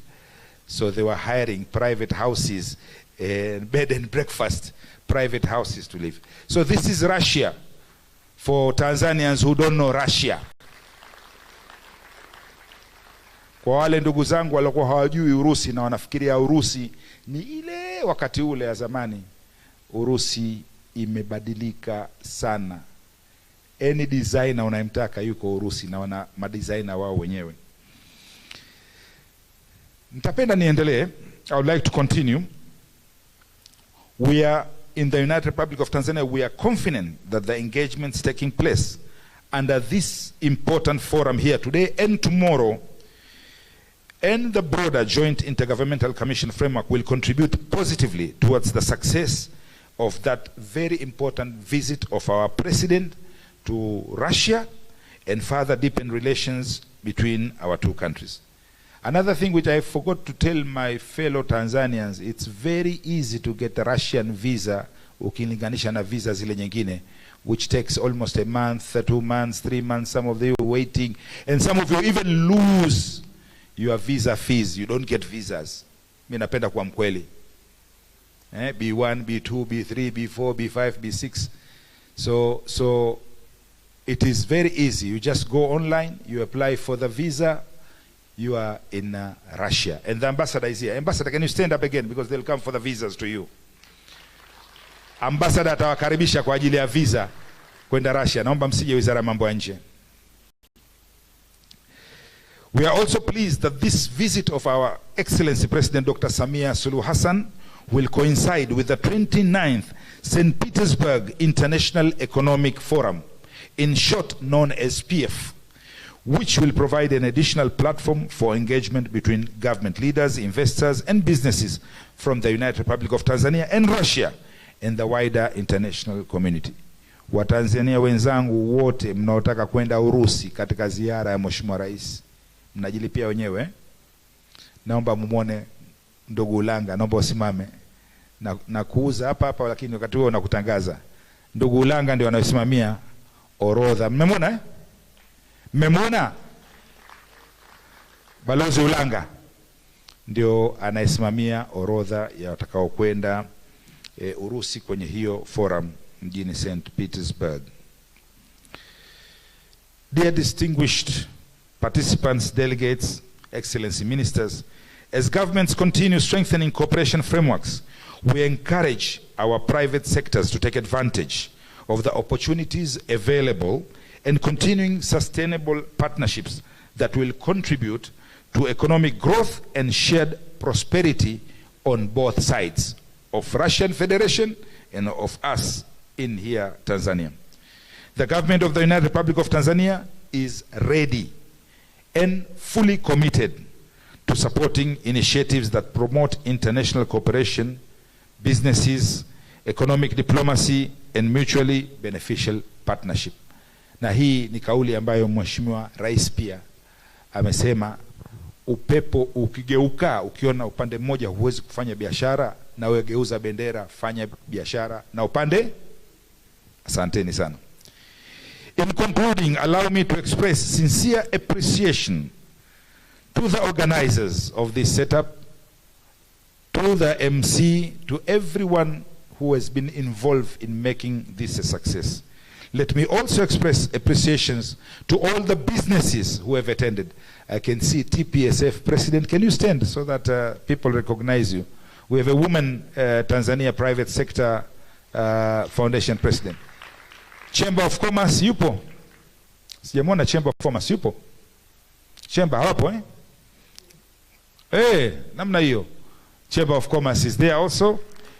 And all other stakeholders, I would like to thank them for your great attendance, and I hope you will do businesses with the 148 people who have come from Russia to make money with you, to invest with you, to establish joint ventures with you, and I will also mention specific industries which Russia has got very, very, very strong presence in the world. One of them is fertilizer, mbolea.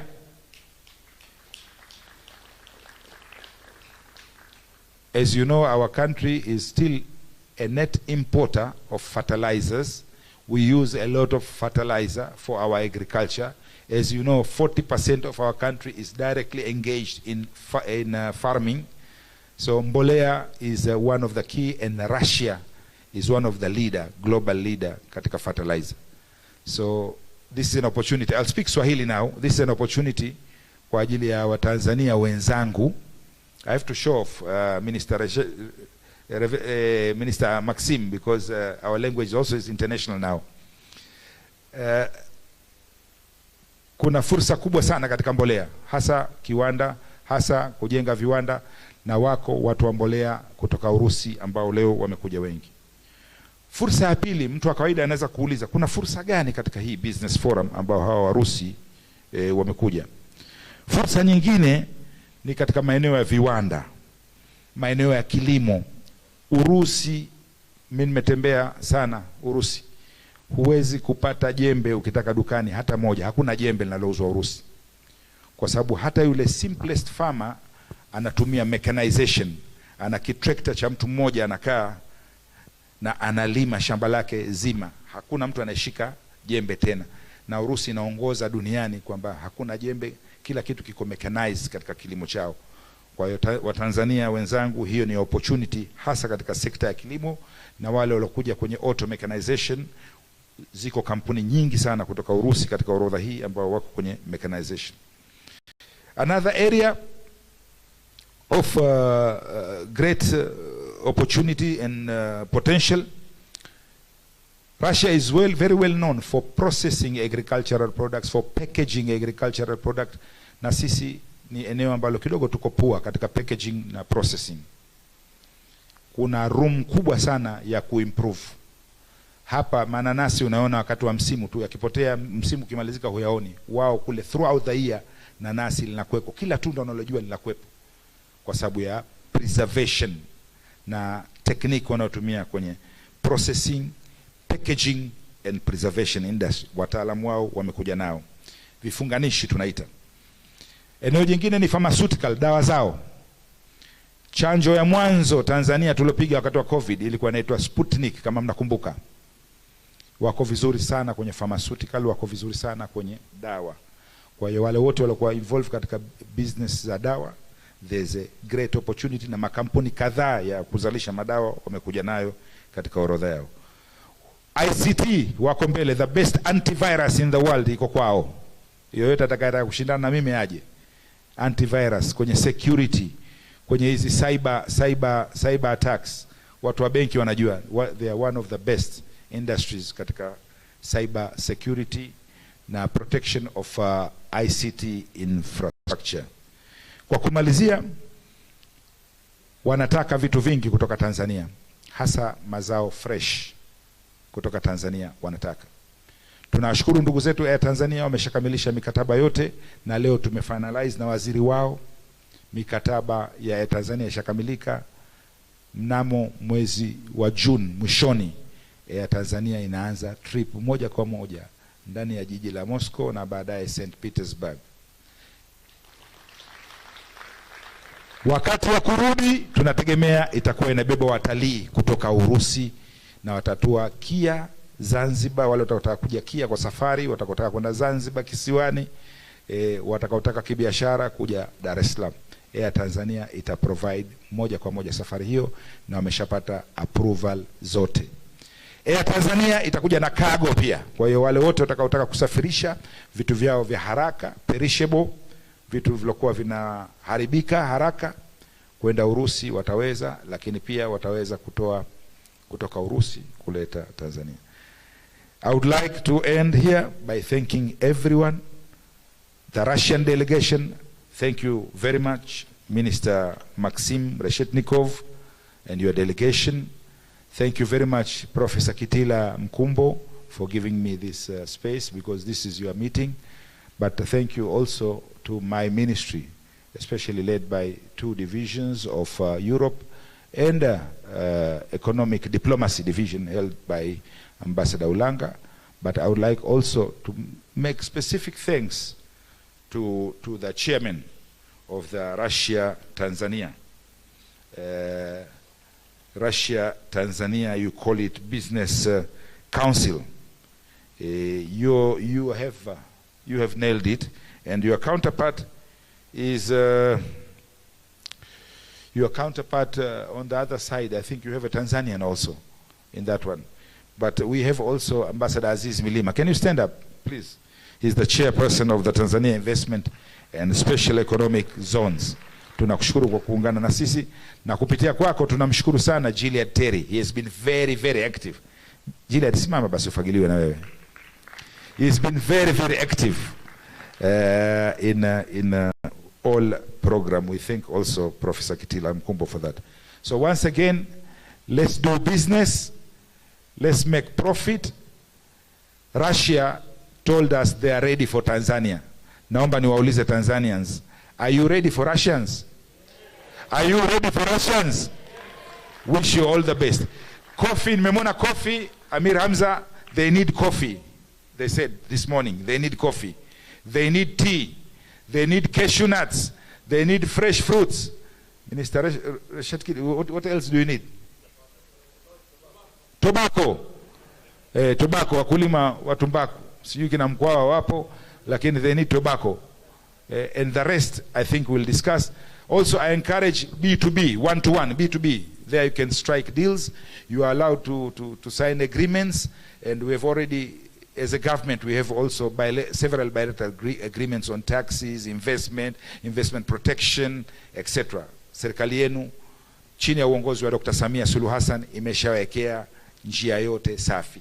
Kazi kwenu wa Tanzania wenzangu, asanteni sana. Asante sana. Thank you very much, Honorable Kombo. May I please ask that you do not leave the stage. We are going to go straight into a photo-taking session. Ladies and gentlemen, tafadhali nimkaribishe jukwani mwenye shughuli yake, nimrudishe ladies and gentlemen to the stage as we move into the photo session. Makofi kwake Honorable Professor Kitila Mkumbo, MP, karibu sana. Mwingine mwenye shughuli yake, ladies and gentlemen, Honorable Maxim Reshetnikov, may I please ask you back to the stage, and the entire high table, may I please ask you to the stage for a group photo as we wind up this specific session of today. Karibuni sana.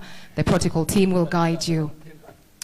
Ladies and gentlemen wa Tanzania wenzangu, tafadhali makofi yaliyoshiba kabisa kwa Honorable Professor Mkumbo. Mbona kama hamtaki kupiga makofi? Asanteni. Studio tatusindikiza. In the background tutaweka picha inayohusika. Tutapiga picha moja tu kulingana na muda. We'll take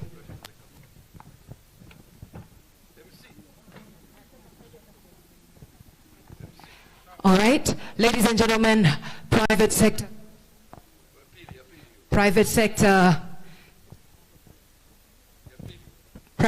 a representative from Tanzania and Russia. Yes, karibu sana.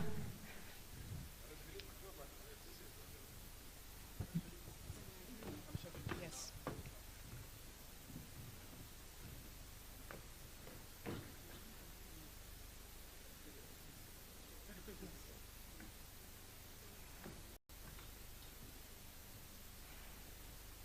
Ladies and gentlemen, makofi yaliyoshiba kabisa. Hili ndio jopo la mapambano linalowezesha mahusiano madhubuti kabisa. Ladies and gentlemen, this is... Thank you very much. Asante sana. Thank you very much, Professor Mkumbu. Asante sana, Miss Honorable Reshetnikov. Thank you very much, Honorable Kombo. Ladies and gentlemen, let's give them a hand of applause as they exit the stage. Asante sana.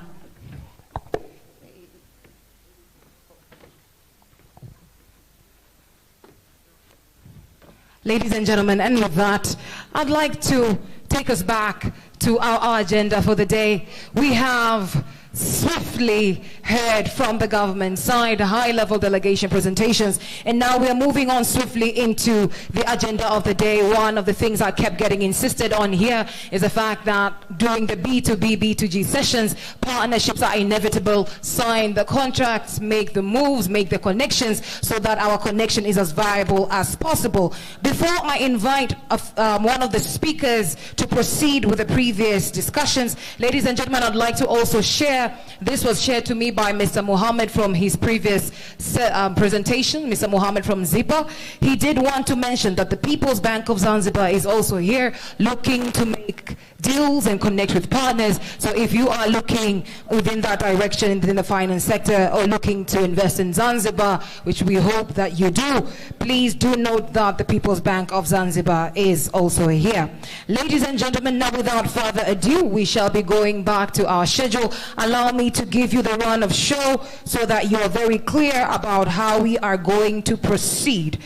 Right now, we are going to have 3 back-to-back presentations of about 5 minutes each, very straight to the point. Right after that, we're going to have a special presentation from the Tanzania Tourism Board, and then another one from SPIF. We have heard about SPIF, and we have heard that the president will be heading there in June, and then of course a high-level delegation as well as business leaders will be heading over to St. Petersburg for that specific occasion. Ladies and gentlemen, right after those 2 videos, we will have a short vote of thanks and we will go straight into the B2B session. So I am going to ask us to pay attention to the speakers for about another 20-25 minutes, and then we will move on swiftly to the B2B sessions. We will take a little bit of time there, then we will head on to lunch and then come back into the B2B sessions. That is our run of show for this evening.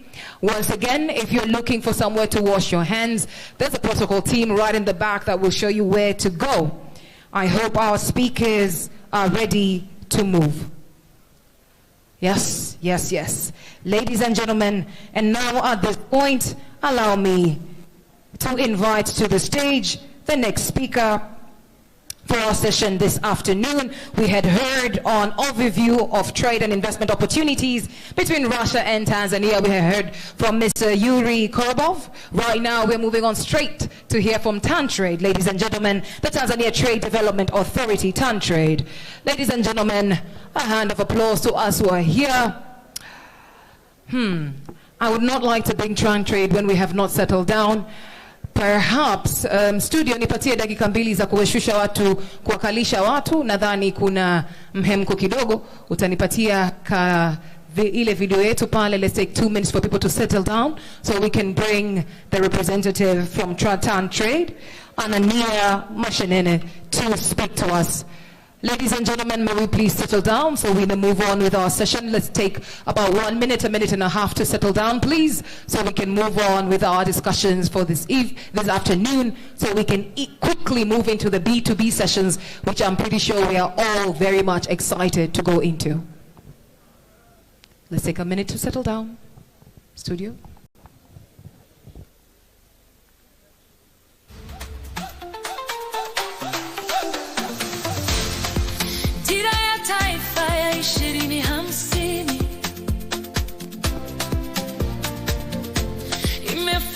Njia ya maendeleo,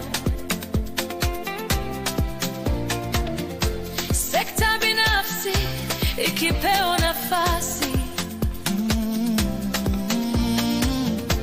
kujenga uchumi wa taifa letu. Ladies and gentlemen, please let's take our seats. Tafadhali turudi kwenye viti vyetu. Please let's take our seats. Get back to your seats.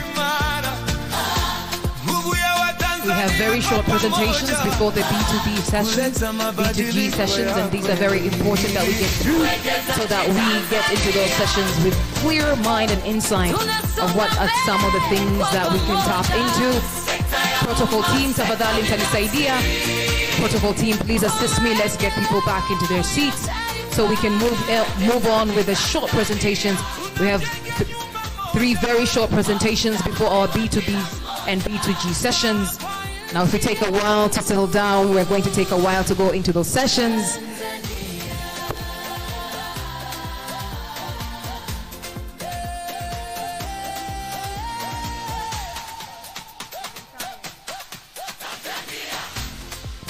Uwekezaji Tanzania ni msingi wa uchumi wa kati. Mabibi na mabwana, tunarudi kwenye viti vyetu.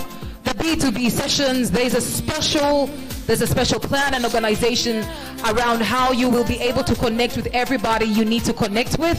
And so allow us and the organizing team to usher you into that session in an organized fashion so that you can get the most out of the B2B and B2G sessions as they have been organized. Ladies and